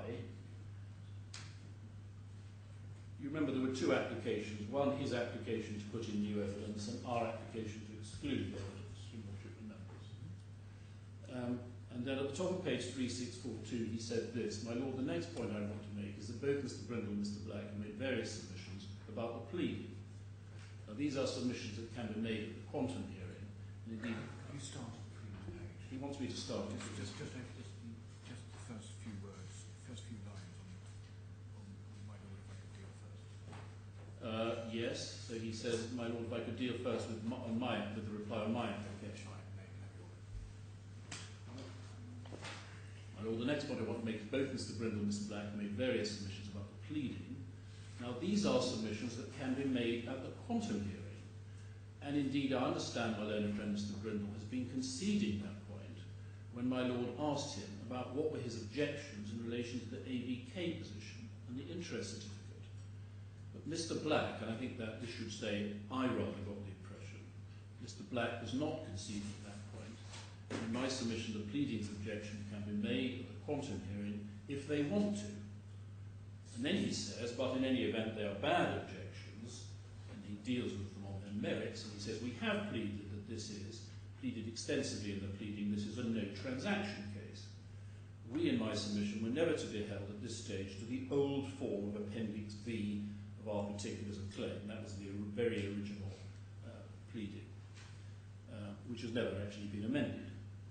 That had already been superseded, he says, by the time of the trial, superseded by the way they put the matter at the trial, but not by any pleading, I should say. And we'd be proceeding on the figures as they were presented at trial for some time now.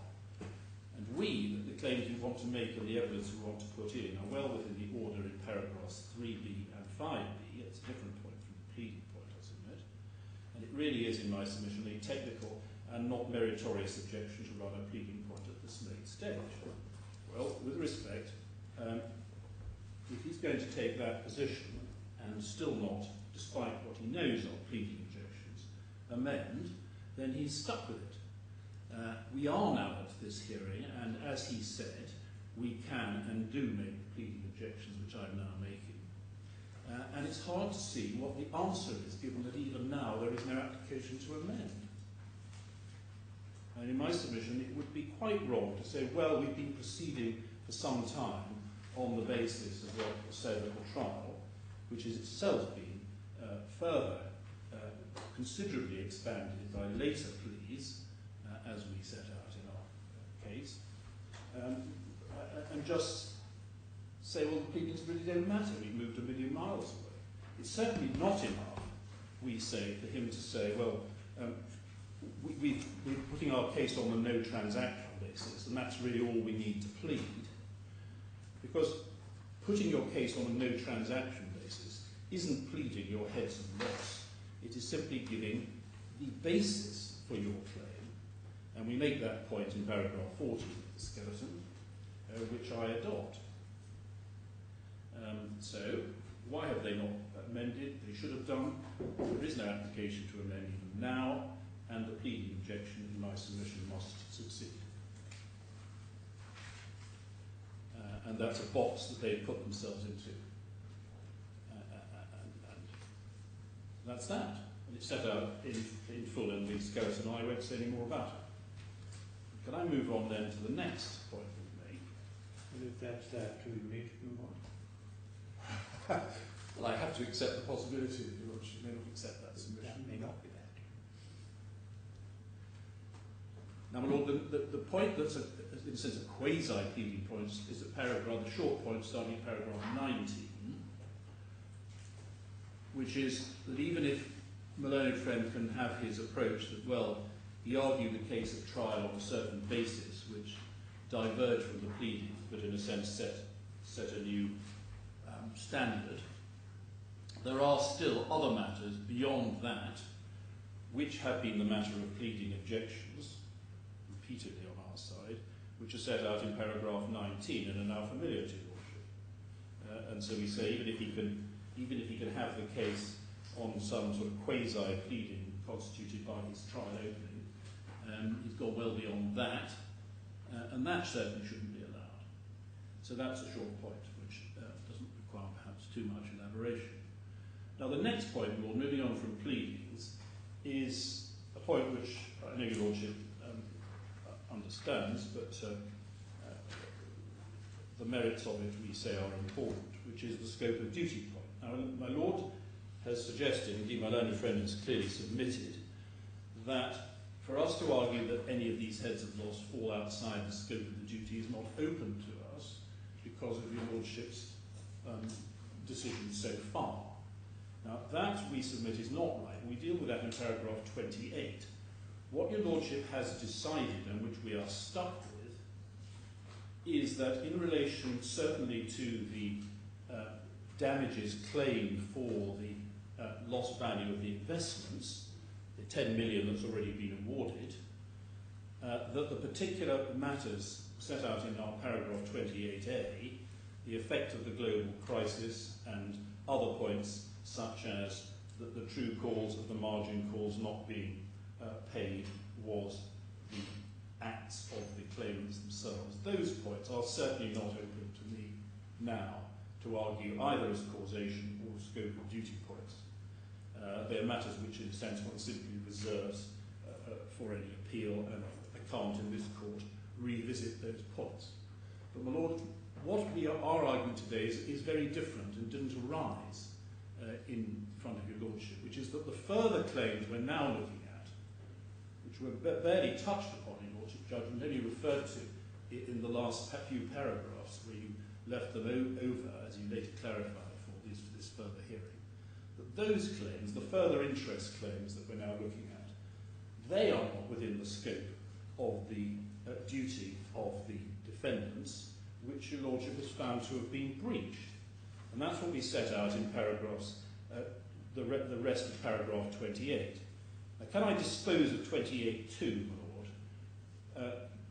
There is technically a claim for Sarasin interest which does go beyond October 2008, but it's a very small amount and it's de minimis, so I can invite you all to strike through 28 too on the basis that it's a point you probably hasn't even noticed. Right, not pursued. Yeah. It's too small a point to be worth bothering with. The amounts are small, and so we can forget that.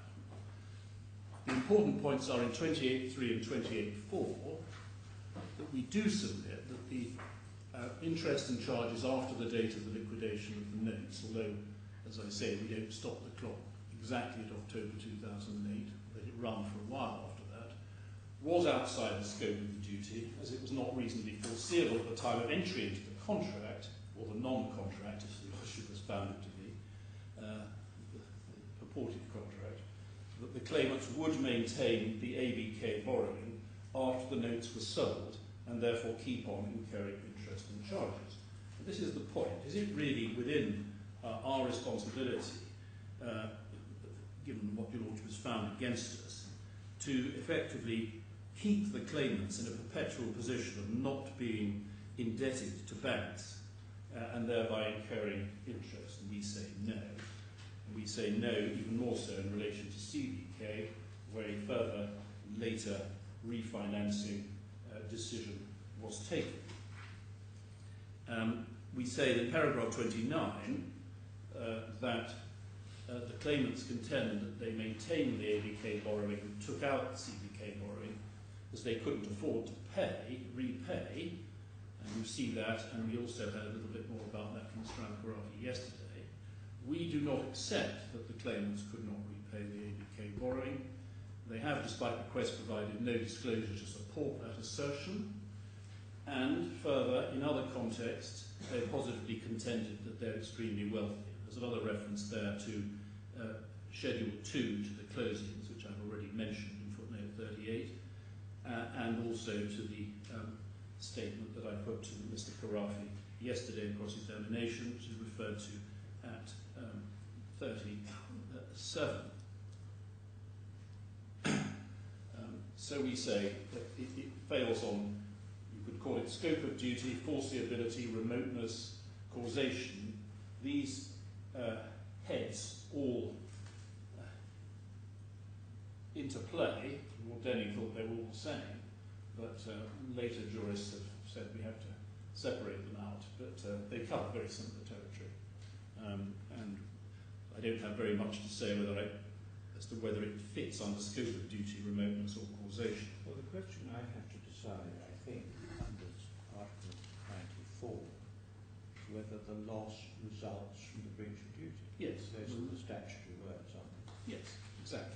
And we say results from betokens an ordinary causation approach. It's not, for instance, it's not the case, if your Lordship were to say this, I would respectfully have said your Lordship would be wrong to do so, that in a sense, but for causation, which isn't generally good enough, certainly as a matter of breach of contract or tort, is good enough for the purposes of Article 94.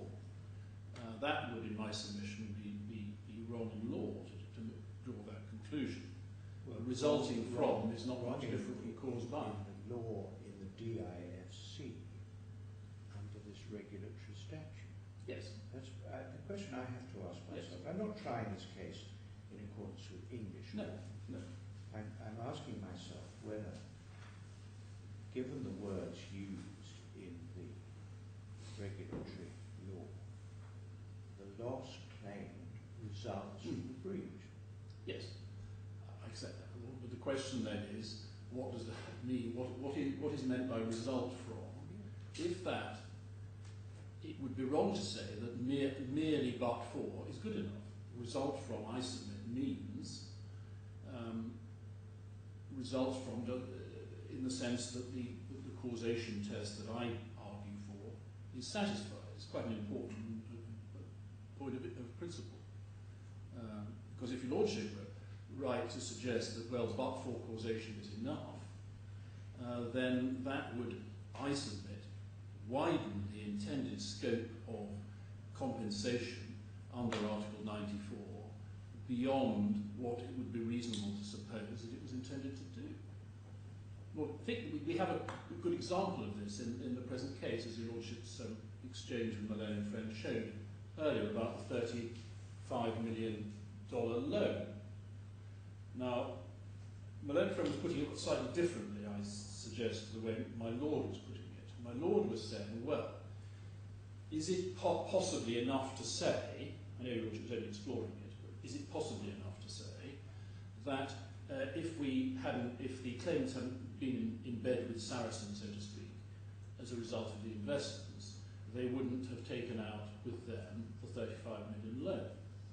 That is, it is certainly possible to say that that is factually the case. It's a matter of but-for causation, because obviously if they weren't in bed with Saracen already, it is highly unlikely that whoever it was who initiated the conversation, that Mr. AlKhorafi would have ended up borrowing 35 million from them. I find it's very difficult to deny that as a proposition of but-for causation. But it is no more than what I would describe as but-for causation. The learned friend, although no doubt he would accept that if that was on offer, seemed to be arguing for something more. He was very keen to show your lordship that it wasn't simply a question of being in bed with Saracen already, but a question of what Mr. Walia had said, whether Mr. Walia in the first instance had come along and effectively offered a lot of money to Mr. AlKhorafi, and whether or not he had been told by Mr. AlKhorafi, well, you don't need to worry about paying it back because it will all come out of your profits, and those sorts of things. Now, I would submit he was keen to make those points because he was recognising that what I may call the pure but-for approach wasn't good enough, and wanted to create a closer contact by saying, well, it wasn't just you were already in bed with Saracen, it was that Saracen themselves were responsible, in some way tied in with the investments, for the personal loan, the £35 million loan. Now, insofar as he tried to make that good, he failed utterly. A, because he was constrained to show your lordship, and Mr. Black may say more about this, that Mr. AlKhorafi's evidence had been vigorously disputed, indeed by me. I had forgotten that, but there it is. And that nothing could have been clearer than the complete denial of Mr. AlKhorafi's case in relation to how that had gone. And your lordship certainly made no finding about that. Didn't have to, it wasn't necessary for your lordship to do so. And could not, in my submission, properly now say and find that, contrary to what Mr. Walia said in support of what Mr. AlKhorafi said, in fact, the facts are as my learned friend would wish to argue them. The most that your lordship could properly say, I accept, is what I call the pure but-for point, which your lordship put to my learned friend as summarising the point, which I can't as a matter of fact deny, because if they hadn't been in bed with Saracen, then no doubt that particular loan wouldn't have happened.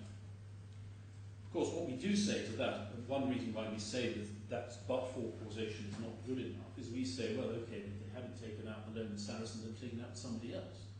And this is Mr. Black's point, which he'll no doubt come back to.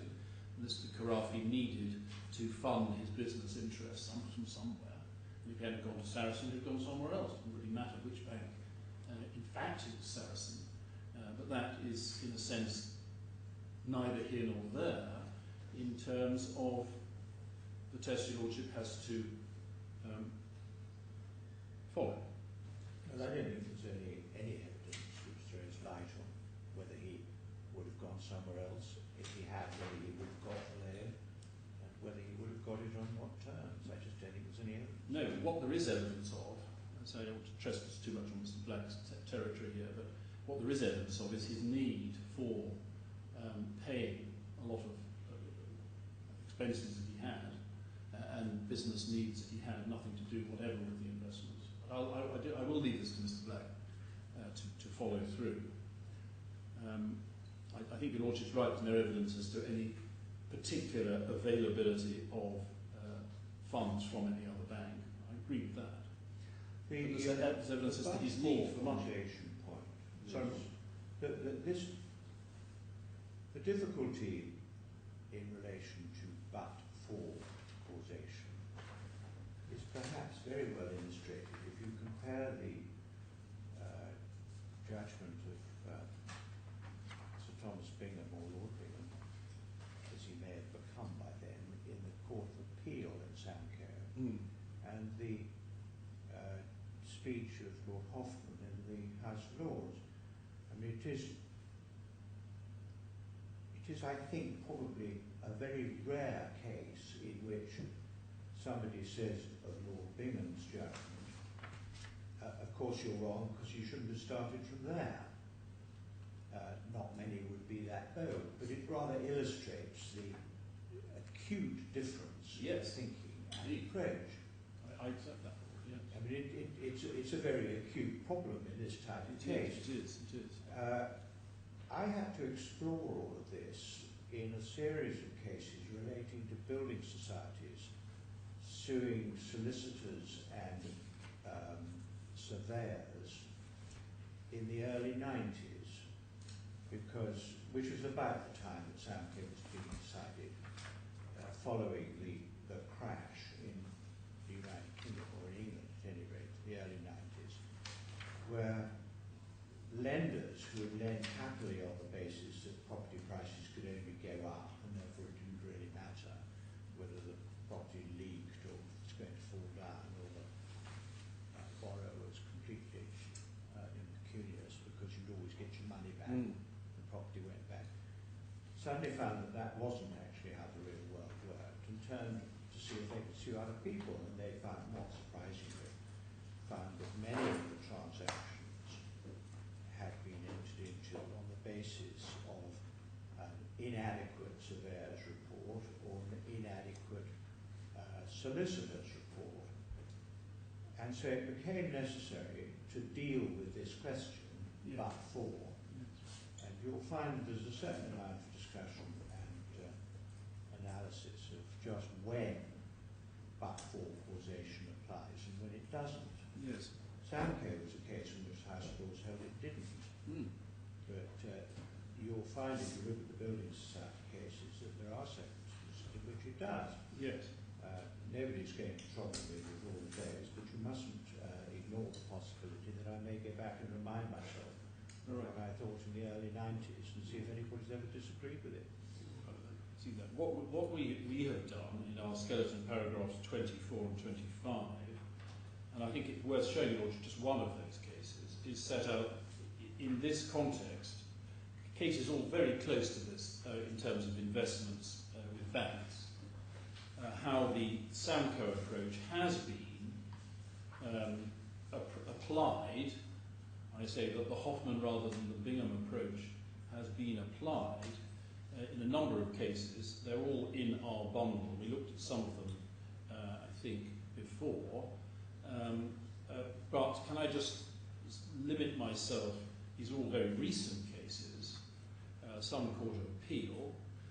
But at paragraph 25, we say, under the Samco scope of duty principle, losses caused by defendant's breach of duty in the but-for sense may be irrecoverable on the basis they fall outside the scope of duty, and even where there has been a breach of duty, without which no transaction would have taken place, that's sort of no transaction in fact, so to speak, it doesn't follow the defendant is liable for all the losses suffered as a consequence of entry into the transaction.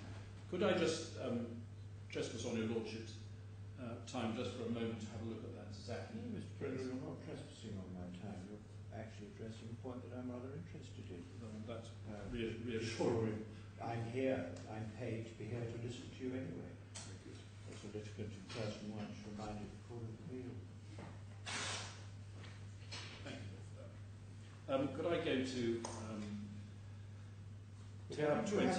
You have to appreciate that we need to look at or find a case where the duty imposed in this jurisdiction is not only a duty to be careful in transactions that you're allowed to enter into, but as I found, and no doubt to persuade the Court of Appeal wrongly, but as I found at the moment, this breach was a breach in entering into a transaction which you simply weren't allowed to enter into at all. Yes. Well, that seems to me to be something which isn't usually covered by this type of case. Well, that's precisely why I'm taking Lordship exactly because it does. It's very close. Let's have a look at Zaki. Very close. It's a very confusing case. It's tab 20. Confusing in this sense because it's called Zaki. This is your saved. Sorry, let me. Tab 20. Tab 20. It's the two bundles of authorities from our side. Yes, which one? There's It's the second bundle, tab 20.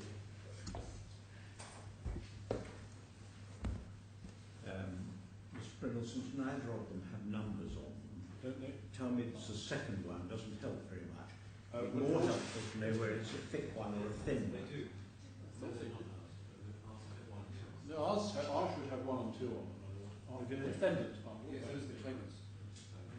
These are defendant bundles. Which should have 2 bundles with clear numbers on them. Defendant's bundle, authorities fee. Oh, right, yes, I see. That, so It's this volume 2. Yes. Now the case is called Zaki against Credit Suisse. This is potentially confusing. The investor himself is a Mr. Zaid, Z-E-I-D, and the case is sometimes called Zaid. Mr. Zaid had died and Mr. Zaki was doing on his behalf. And it's confusing because the representative of the bank was also called Mr. Zaki. So when you see Zaki, you have to be a bit careful whether it's Zaki the claimant, person representative, or Zaki the representative of the bank. Now, my lord, it concerned breaches of the English COB, is that course of business? What is it? Conduct of business, thank you, rules, which are similar but obviously different from the rules we're looking at here, regulatory rules about how to conduct investment business. And if I take your lordship to, in the judgment, I don't think I'll take it to the head note, in the judgment of Lord Justice Riggs, starting at page 344 in the top left-hand corner, one comes on in the second page, 345, starting at paragraph 5, we have the relevant COB rules set out, which have some similarity to the present case. So the first rule set out is COB 5.3.5R, the suitability rule. The firm must take reasonable steps to ensure that if in the course of a designated investment business it makes any personal recommendation to a private customer to buy, etc., the advice must be suitable. And so that's the suitability rule. Then there's a different rule, COB 7.9.3, the restriction on lending rule. A firm must not lend money or grant credit in the course of or connection with designated investment business unless the firm has made a recorded assessment based on information, reasonable steps to ensure arrangements for that of credit, etc., are suitable. That suitability comes in again. But the first part of that says effectively no lending can take place at all unless certain procedures have been gone through. Similar, I'm not saying identical, to what we have here, certainly some quite a lot of similarity. And it was found for the purposes of this argument to be a breach of, or potential breach of both of those, and at paragraph 107,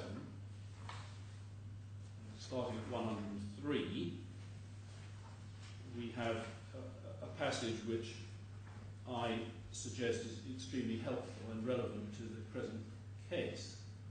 So at 103, Lord Justice Riggs says, even if there had been some breach of either subrule 1 or subrule 2 of COP 7.9.3, that's the second one we looked at, or if there might in theory have been a remission of trial, etc., don't need to worry about that. Additional matters are relied on by the bank as making any success by the appellants beyond their reach. The bank submits the judge to make conclusive findings against Mr. Zaid. So Mr. Zaid had actually lost, but this is something that nevertheless the Court of Appeal go on to consider. And so 104, as for causation, this could in theory... This is David, as Lord Justice Riggs said. Yeah. It's a yes. That's why I read it 103. Yeah. But it's the last sentence in 103. Yeah. It Yes. probably doesn't matter, because I'm Well, fine by it anyway, but Your Lordship, right. naturally paid on attention to what Lord Justice Riggs said. In another case, we sit together in the same court. As for causation, this could in theory constitute an entirely separate ground for dismissing this appeal. Although the judge didn't think it necessary to make any findings of causation, Mr. Beltrami submitted, it must follow from the finding that Mr. Zaid was the cause of his own losses. The same, so that doesn't really apply to my point here.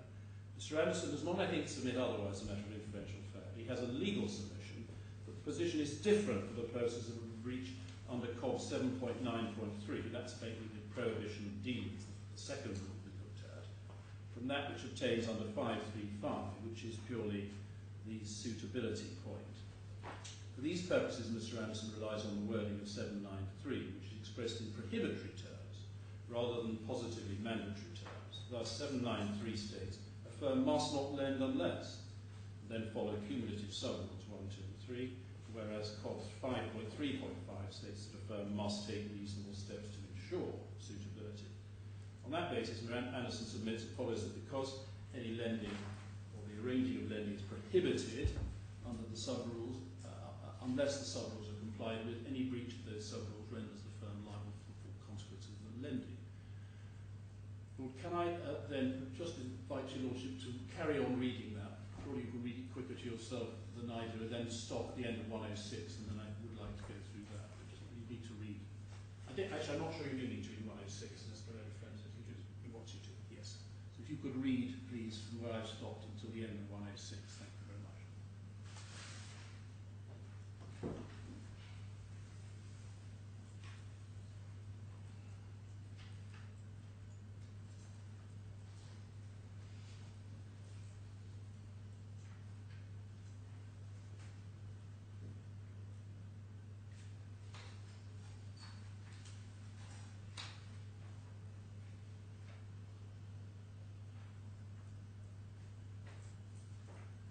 Yes, I read to the end of And then 107, in any event, it seems to me Mr. Anderson's submissions tend to confuse the issue of scope of duty with the question of causation. It may be open to argue that because the scope of the statutory duty is to be derived from the statutory purpose, and because there is an indication that the statutory purpose is to prevent lending in breach of COB 7.9.3, therefore a firm in breach of 793 should be responsible for all the consequences of lending in such circumstances. However, the judgment in Samco and various other cases set out rather demonstrates to the contrary, it's at the bottom of the page, that even where there has been a breach without which no transaction would have taken place, it does not follow that the defendant is liable in breach for all the losses suffered by the claimant in consequence of entry into the transaction. In the present case, I'm doubtful. Then perhaps I'll just allow you to read the rest of that to yourself, but that's the particular passage I wanted to read. That's the 107.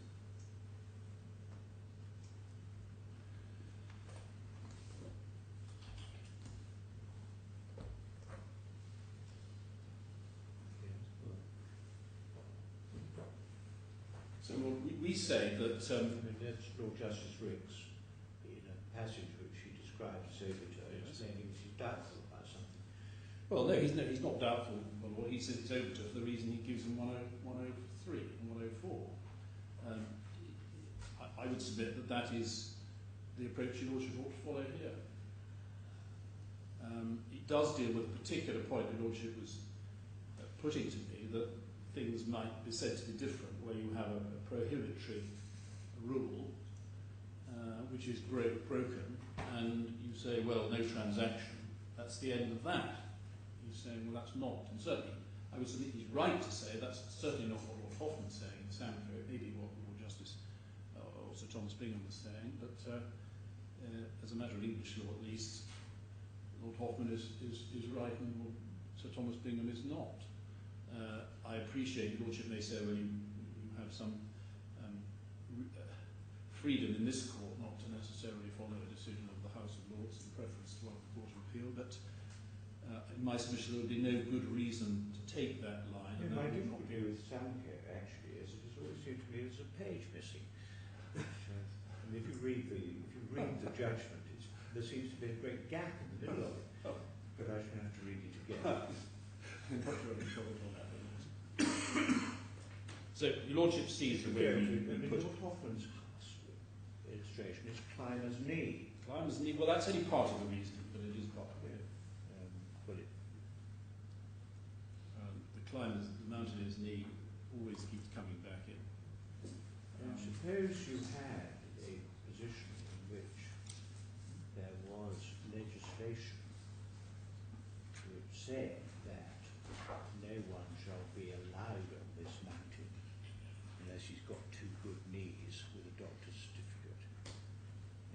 got a doctor's certificate, would the position be different?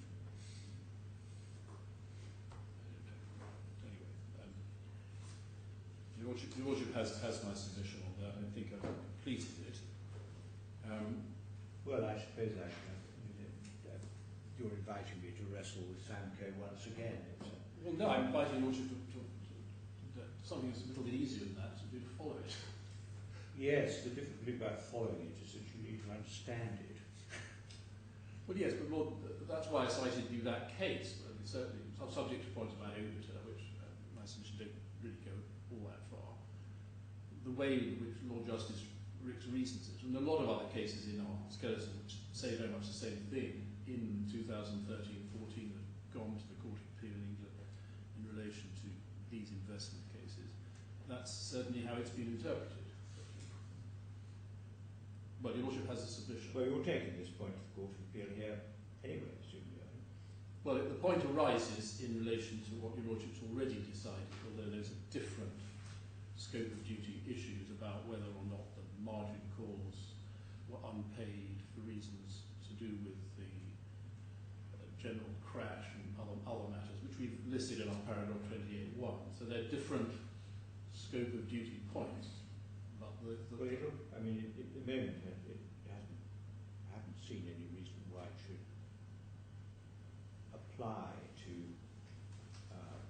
heads of damage that I'm concerned with at the moment, and not apply to the 10.5 million that I've already awarded.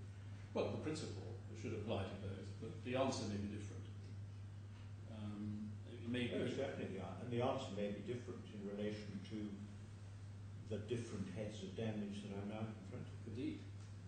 They may differ I do between each other. that. Certainly. And all I'm saying for present purposes is I accept that I've lost so far, but on this point it is certainly open to me to argue this, firstly as a matter of res judicata, so to speak, in relation to the heads of loss, which are open.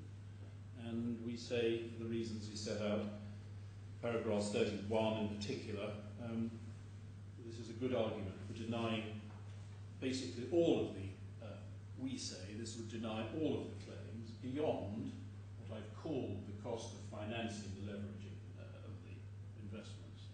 In Zaki, obviously I should go away and read all the facts here. Did Zaki have anything like Article 94.1 in it? I don't. Oh, yes, that's a good question. I'm not sure I can answer that off the top of my head. Perhaps I'll come back to that. Somebody else can look at that one. Well, I'll try only to ask a good question.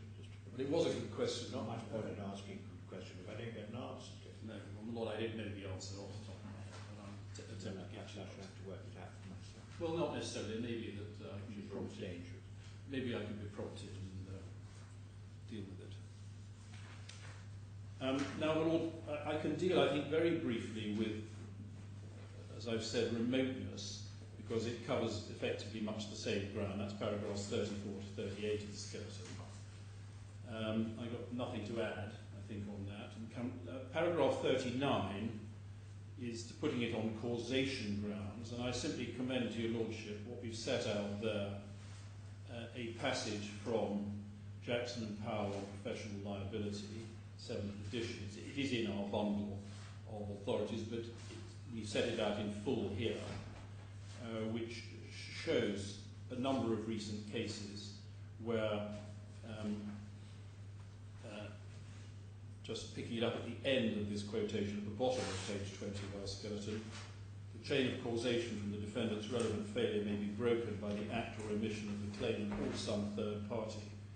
This happened in Gorham and British Telecom, when the deceased failure to act on helpline advice indicative of the superiority of the BT occupational scheme precluded his dependents recovering an element of the loss, and then all the Zaki cases referred to there.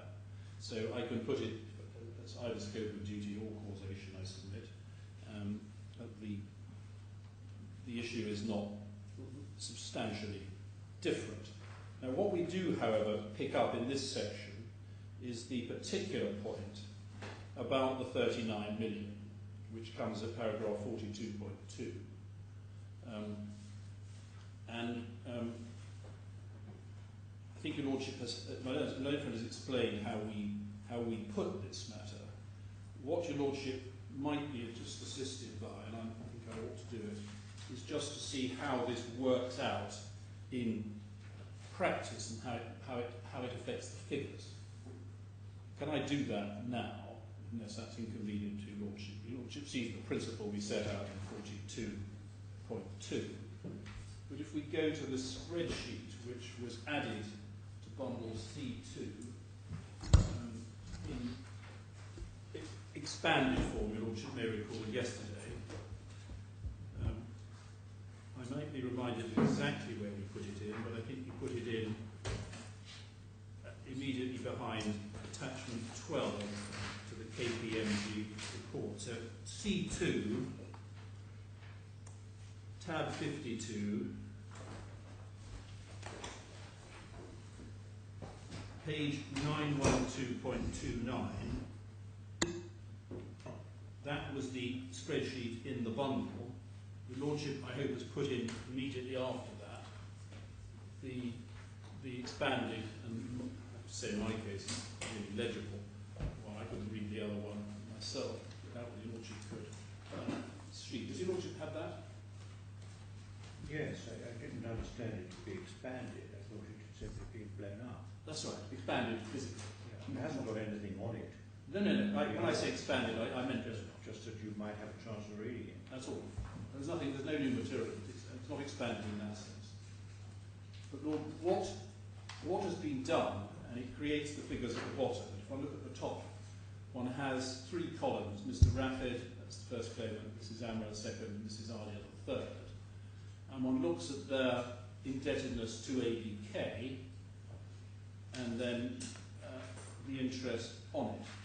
And so starting with Mr. Rafed, his loan was originally 30 million, and so one has that in the first three columns, and one has an interest amount with little a against it on the right hand side, just outside the box, showing the amount of interest, and that those figures are, I think, straightforward, amounts of interest on his loan when it was standing at 30 million. So one has firstly a figure of 1.17 interest, and then just over 1 million, then 496, all with a capital A against them. Does anything on the sheet tell me why it's got a capital A against it? Yes. At the bottom, if you look at Lordship goes to the bottom left, you see it says time band. This is interest on adjusted loan capital. Oh, I see. It's got a sigma. It's got sigma A. So that is interest between June 07 and June 09, which are the little A's. I think that's what it's telling me is that is the sum or the aggregate of all the A items. That's the aggregate of the A's, and then there's the B's, which are explained in this way. Lordship sees the first. Hopefully, Your Lordship's got some yellow. Or perhaps you haven't got yellow on this. No, I think that's just me who's got it. I have got some yellow. You have the A's and the C. Good. Yes, I have got some yellow. Does Your Lordship have, going back to the box on the top left, there's a note 1 and there's a figure of -20,593,283.41 coming in on the left hand side. Does Your Lordship see that figure? Yeah. Now that is that exactly the same figure appears in exactly the same place in the second column. Those two together constitute 41 million, which was paid in respect of the personal borrowing. So if Your Lordship looks at the first note in the middle of the page, note 1 says this: personal loans were granted to Mrs. Alia and Mr. Rafed by Sarasin with loan principal of 35 and 4.1 million respectively.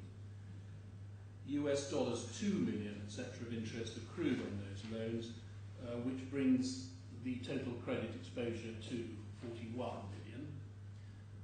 On the 10th of October 2010, Sarasin liquidated the notes and applied the proceeds to set off these and other loan balances of the claimants. If these loans, this is the proposition if these loans were never granted, there would have been excess funds in the claimant's Saracen accounts after set-off, which could have been transferred to the claimants to pay down their ABK loans. It refers to the 10th of October 2010. If you look at the figures... Sorry, that's, I think, a mistake. Lordship is quite right. That is obviously wrong. What they mean, and there must be an error. Well, no, 2008.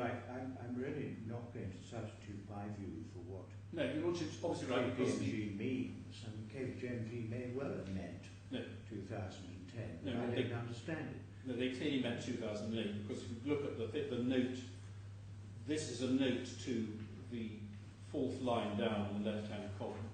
So are you inviting me to take the view that in this KPMG document there's a mistake? Yes, Lord. Are there any other mistakes in it? Not that I'm aware of, but there may be. Well, I don't think you were aware of this one until I pointed No, I it wasn't, out. Lord. I admit I wasn't. But it clearly is a mistake, Lord, because the note shows that figure of 20 million coming in. It certainly the date looks there like is the 11th of December, 11th of October 2008. And that is, there's plenty of other evidence of this, that is the date when the notes were liquidated. There's any doubt about that at all. Well, anyway, I crossed out 2010, Yes. put a question mark, and put 2008. Yes. So what they're then doing is that first of all they're splitting the 41 equally between the first and second claimants on the basis there's no reason to do otherwise. Her interest, her loan was down to 30 million by then anyway, so they both had 30 million. And it's that the line with the 20 million in it is not what actually happened, but is assuming that that money had been used to pay down the interest on the ABK indebtedness. Had it been,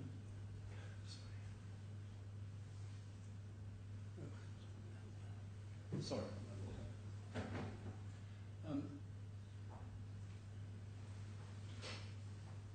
So that is assuming that the money had been used to pay down the indebtedness, which would have reduced it if it had been used for that purpose, which it wasn't in fact, but if it had been, if that money which came in on the liquidation of the notes had been used to pay down the ABK loans, then there would have been, the loan would have gone down from 30 million to about 9.4 million.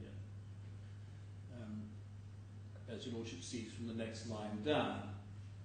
Then what happened, as your Lordship was told this morning, which is note 2, which may also be a yellow line, I rather hope it is, 21 million comes in, that's from the Saracen guarantee that your Lordship was told about, and that did come in, and that used to further repay and pay down the ABK loans would have meant that as far as Mr. Rafed AlKhorafi was concerned, his ABK loan would have been paid off completely, and there would have been a 12 million surplus. And that surplus has then been transferred by KPMG over to Mrs. Amrah. If you look across to the middle column, you have that minus 12 million figure. That's coming in to reduce hers. Her figure was then plus 9 and now goes, so that pays off her indebtedness. There are then some notes that I'm not going to trouble your Lordship with, notes in relation to Mrs. Amrah's column where various other sums came in, which I don't, for the purpose of this exercise, I don't perhaps need to stress. And then you come to Mrs. Alia. Now, as we know, as your Lordship's quite rightly said, she had, as of December 2009, a liability, 14th of December, a liability of 27.5 million, which we know about. On this hypothesis, there would have been, from her mother-in-law's account, 2.8 million, which would have been available and would have reduced, not eliminated that 27.5 million, but reduced it to 24.6 million. And then, as a result of further credits, which did in fact happen in any event, it would have been reduced until you get the figures at the bottom of the right-hand box of 18 million odd.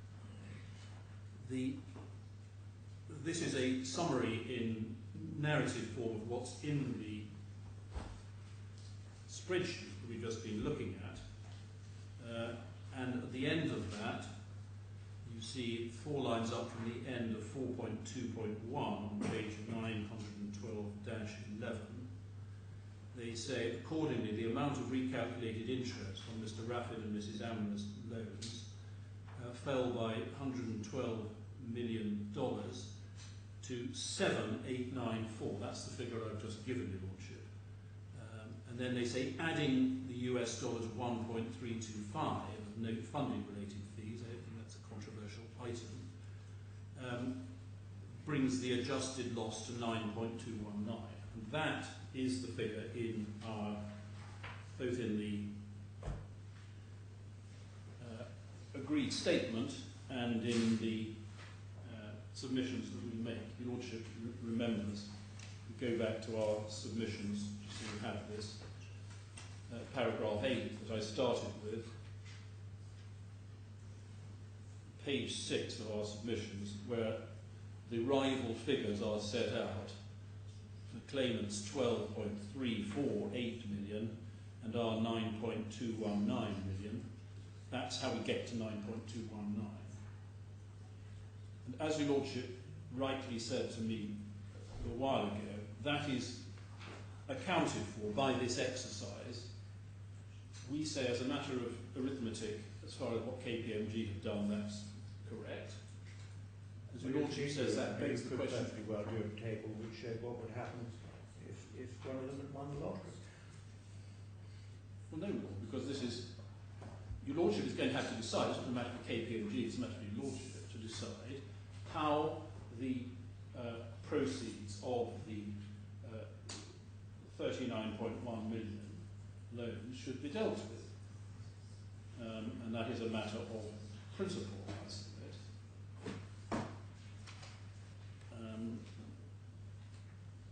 Now, can I then take up the point that your Lordship's raised with me about transferring money between various accounts? Now, first of all, I accept, of course, for your Lordship's judgment, you have to have separate claims for the 3 claimants, and we are working on that, and that's right. But that's different from the question of whether or not, in these scenarios that we say one has to or should look at, there would have been transfers of monies within and between accounts to the extent that we allege. Now, I said I would go to, and I'd like to go to, some of the evidence that Mr. AlKhorafi gave at the trial in relation to his attitude to the monies that were in particularly his wife's account. Because as far as your Lordship made the point, yes, there is no transfer from his wife's account. Well, there's transfers into his wife's account. Can I just show you what he says and how he dealt with the money in his wife's account and to what extent it was. He personally had a complete power of attorney over those accounts in relation to the Saracen matters, as he admitted yesterday. I can do this quite quickly. Can I just show you what he said in bundle, a few references in bundle F2. You should kindly take that out. F2 tab 82, page 1909.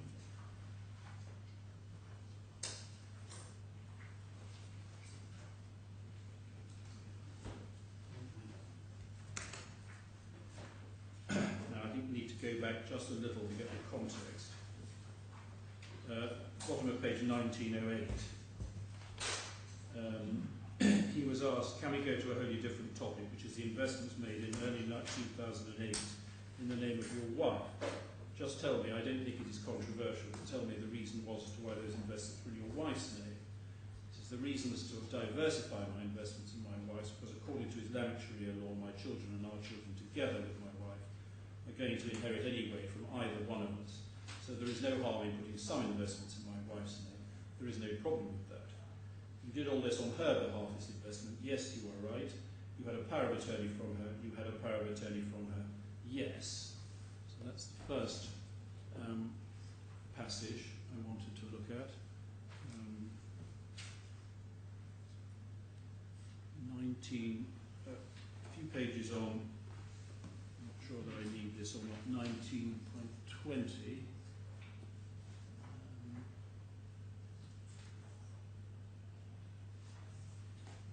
I don't think I need that one. Go to 1939.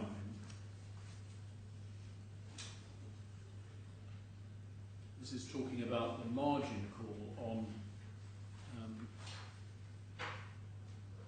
his wife's account. Line 5, it says, well, there was a margin call on her account. You knew that, didn't you? You had 3 margin calls, one for you, one for your mother, one for your wife. Yes, you were right. So she had a margin call and you had a power of attorney to deal with these investments on her behalf, yes. Question, there's absolutely nothing to stop you finding some money from her to satisfy the margin call that was made on her, is there? He said this account relates to my wife, is actually a gift from me. I was the person who was in charge of this account. If there is a deficit in it, I am the one who is to cover it. I am the man of the house. I will not go back to her to do this. I will do it on her behalf. We say that exhibits, that's very telling as to this question of who's, how money would have transferred between claimants. It's simply not dealing with the point. There are 2 relevant transfers in the KPMG hypothesis. First is a transfer from Mr. AlKhorafi to his mother, which is not a matter which is being dealt with here at all.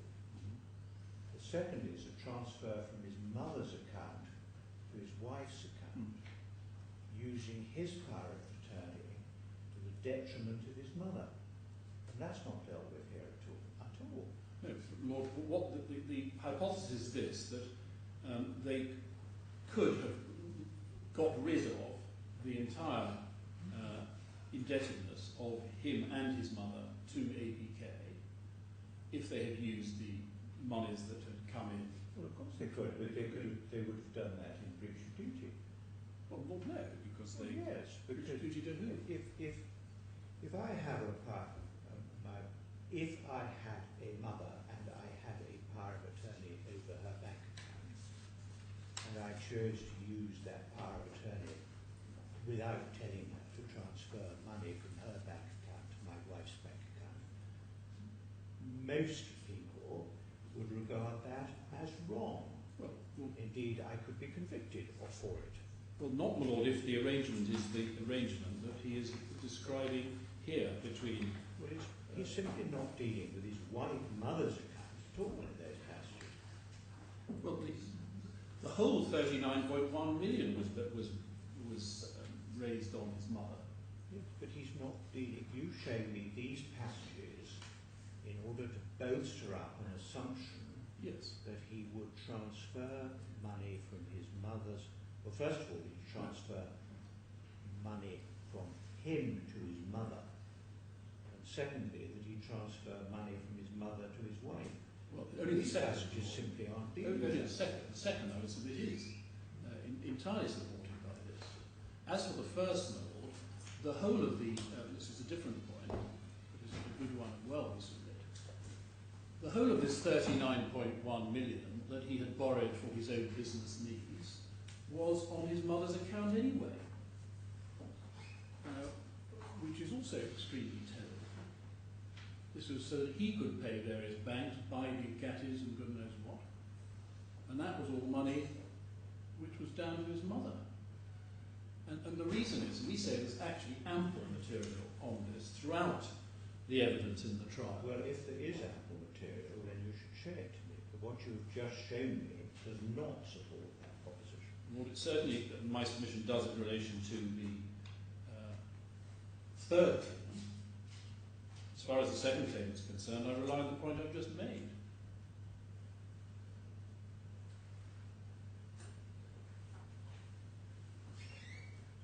Now, well, I say again, there is material which shows that Mr. AlKhorafi used money in his mother's account to pay his wife's debts, then please show it to me. No, but I'm saying he uses money in his wife's account to pay his own debt. That's what my solution. I don't think I've got anything that specifically shows that his money would be used to pay his wife's debt. No, I don't think there is anything to that specific effect. But we say, and we say strongly in my submission, that all these accounts, all of which, over which Mr. Rafed AlKhorafi had a power of attorney, were used by him as he wished, with the full knowledge of his wife and mother, for his own purposes. Therefore, the differences between these accounts, we say, would not have prevented, if the scenario is a relevant one, which we say it is, that they could have paid down the ABK interest from the monies coming from the personal borrowings. This is very likely what would have happened on the spreadsheet that RAK that has been produced. It also has this important point, even if one leaves out for the moment the position of the third claimant, that certainly any continuing borrowing of the first and second claimants would have been eliminated in relation to ABK. There would have been then no need to have refinanced that indebtedness with CBK, as took place a year later in 2010. That, if you recall, was a loan in the name of the second claimant only. It was in her name that was taken out, as was the personal loan of 39.1 million before it. And none of that would have been necessary. I agree that still leaves the third claimant in a different position. But as far as they were concerned, that would have been the end of that. And the story with the third claimant is rather a different one, because that did continue and still continues now running on the ABK account and is still outstanding. And I'll deal with that under a separate argument. But my argument that I've been running just now only has a partial effect on the third claimant. It has a dramatic effect on the first and second claimants.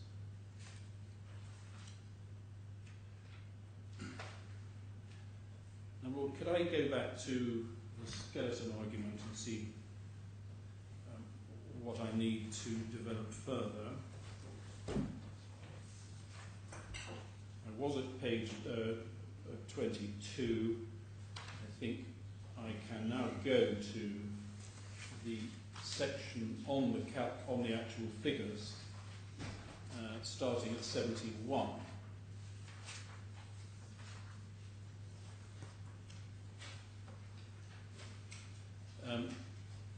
Now, 71, I'm going to leave to Mr. Black, which is the correct quantification of the Saracen head of loss. Your Lordship will have noted that, in a sense, fundamental to the disputes in that section are the points that we make. This is really just for Your Lordship to note in readiness for hearing from a learned friend. In paragraph 66, we set out the two different views between the two experts as to the proper way of applying a no transaction basis. And I'm not going to read that in detail, I'm just going to incorporate it for the note in my submissions and move on to 72 and following, which are the heads that I am dealing with. Now, this has simplified this section because of my concession now that I'm not seeking to knock out the pre-December 2009 sums on the basis of lack of documentation. That point, however, remains for the post-December 2009 period. I've been through Appendix 12 and shown Your Lordship how our figures work out for that. So I think I can pass on now to the post-December 2009 claim. As Your Lordship says, this turns primarily on the interpretation or value of the certificate, before I come to the certificate, can I just pick up some points we make in our skeleton in paragraph 75? Your Lordship knows that we do not in fact have statements in relation to the third claimant's ABK account, which we might call the guarantee account. It seems to be related to this guarantee, 37.5 million, after the time when the guarantee was called. The learned friend pointed out yesterday we do have some statements in relation to it before, or in relation to a different, but the allied account before call, but nothing thereafter. So we don't know from any bank statement or anything like a bank statement how any interest accrued or was calculated before we come to the famous certificate. We've got nothing else at all. And one has to ask this question, which in my our submission is legitimate to ask, why not? And one reason which makes it even stranger as to why not is the terms of the guarantee that the learned friend looked briefly at.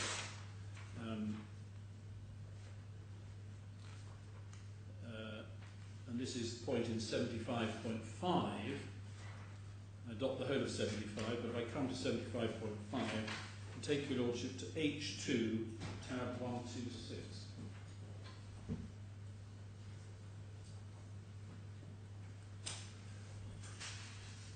Which is this, to our eyes, perhaps slightly strange document, but anyway, it's a translation of page 4319, towards the back of the bundle, official contract for bank facilities. And the first oddity about it is it's not dated. We don't know when it was entered into. But I understand, and it thinks it's controversial, it was late 2007, because we have some references, or maybe beginning of 2008. My own friend's nodding, I think. We're not sure. It's something like that. And it had been running, and interest had been charged on it. We've seen that. My friend's pointed that out. Before it was called, and it was called in December, the guarantee was called in December 2009. Now, on the second page of this, 4320, we have Article 1, Statement of Bank Facilities, Limits and Purpose. The first party hereby agrees to provide to the second party bank facilities on her account. And there's an account number. And we have made the point that in relation to that account number, there are no bank statements. And I think that is right, and I think that's accepted. The learned friend says, well, there are some other accounts. If that's another account with a 202 at the end instead of a 201, which we do have, but there isn't anything in relation to that specific number. And then it refers to letters of credit for 3 years, maximum of US dollars 27.5 million, etc. Then I was going to take your Lordship to Article 7 on page 4324, which is headed as follows: Declaration of Statements of Accounts Correctness.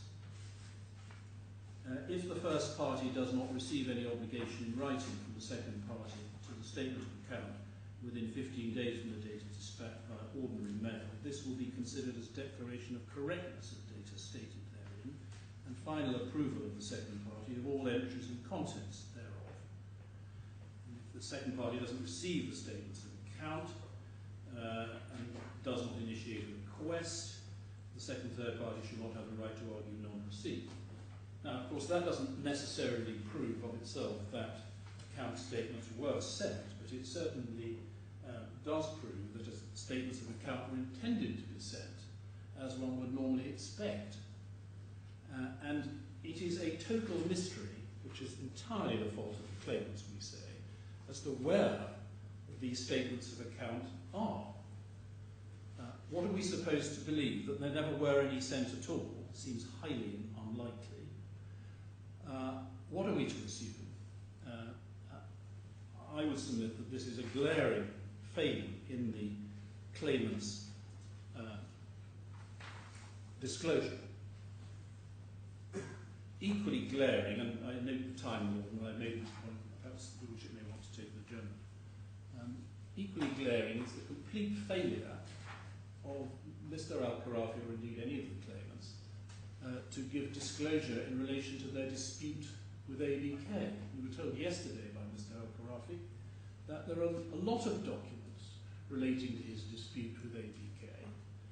He says there are two parts to the proceeding, one in enforcement and one setting out his complaints against the bank, which are a complete mystery to us. Absolutely none of this has been disclosed. When I asked him about that, he simply waved his hand in the direction of the lawyers over here, as if it was in some way up to them and not up to him.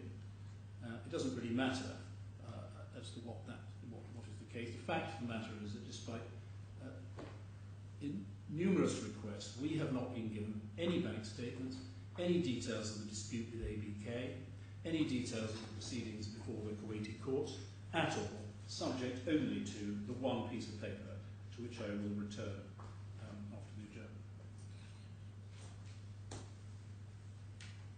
So you'd like me to adjourn now? Yes, that's convenient. Very well, we'll see you again at 2 o'clock. All rise.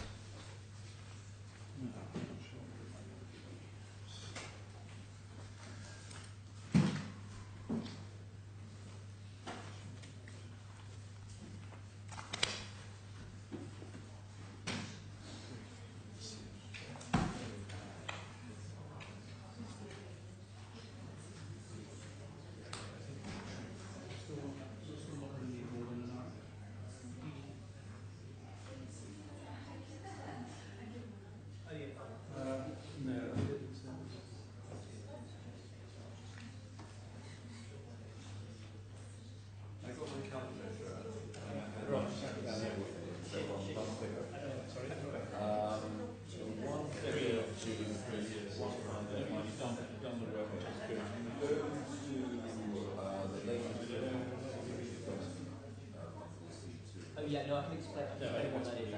It's Section 1 set out in the correct. Yeah, and the reason is because there's a reconciliation error that Henry, I guess, like Griffin accepts. And what Griffin yeah, that's what I'm is they reverse out that error to get what So that's yeah, I mean, it does add up to you're right. And that relates to the Italian investment. I'll just take one. That's the figure. You when you go to probably very similar. breaks down C1, C2. Yeah, that's right. It's So that's the figure that's actually it's the 165. 40 million.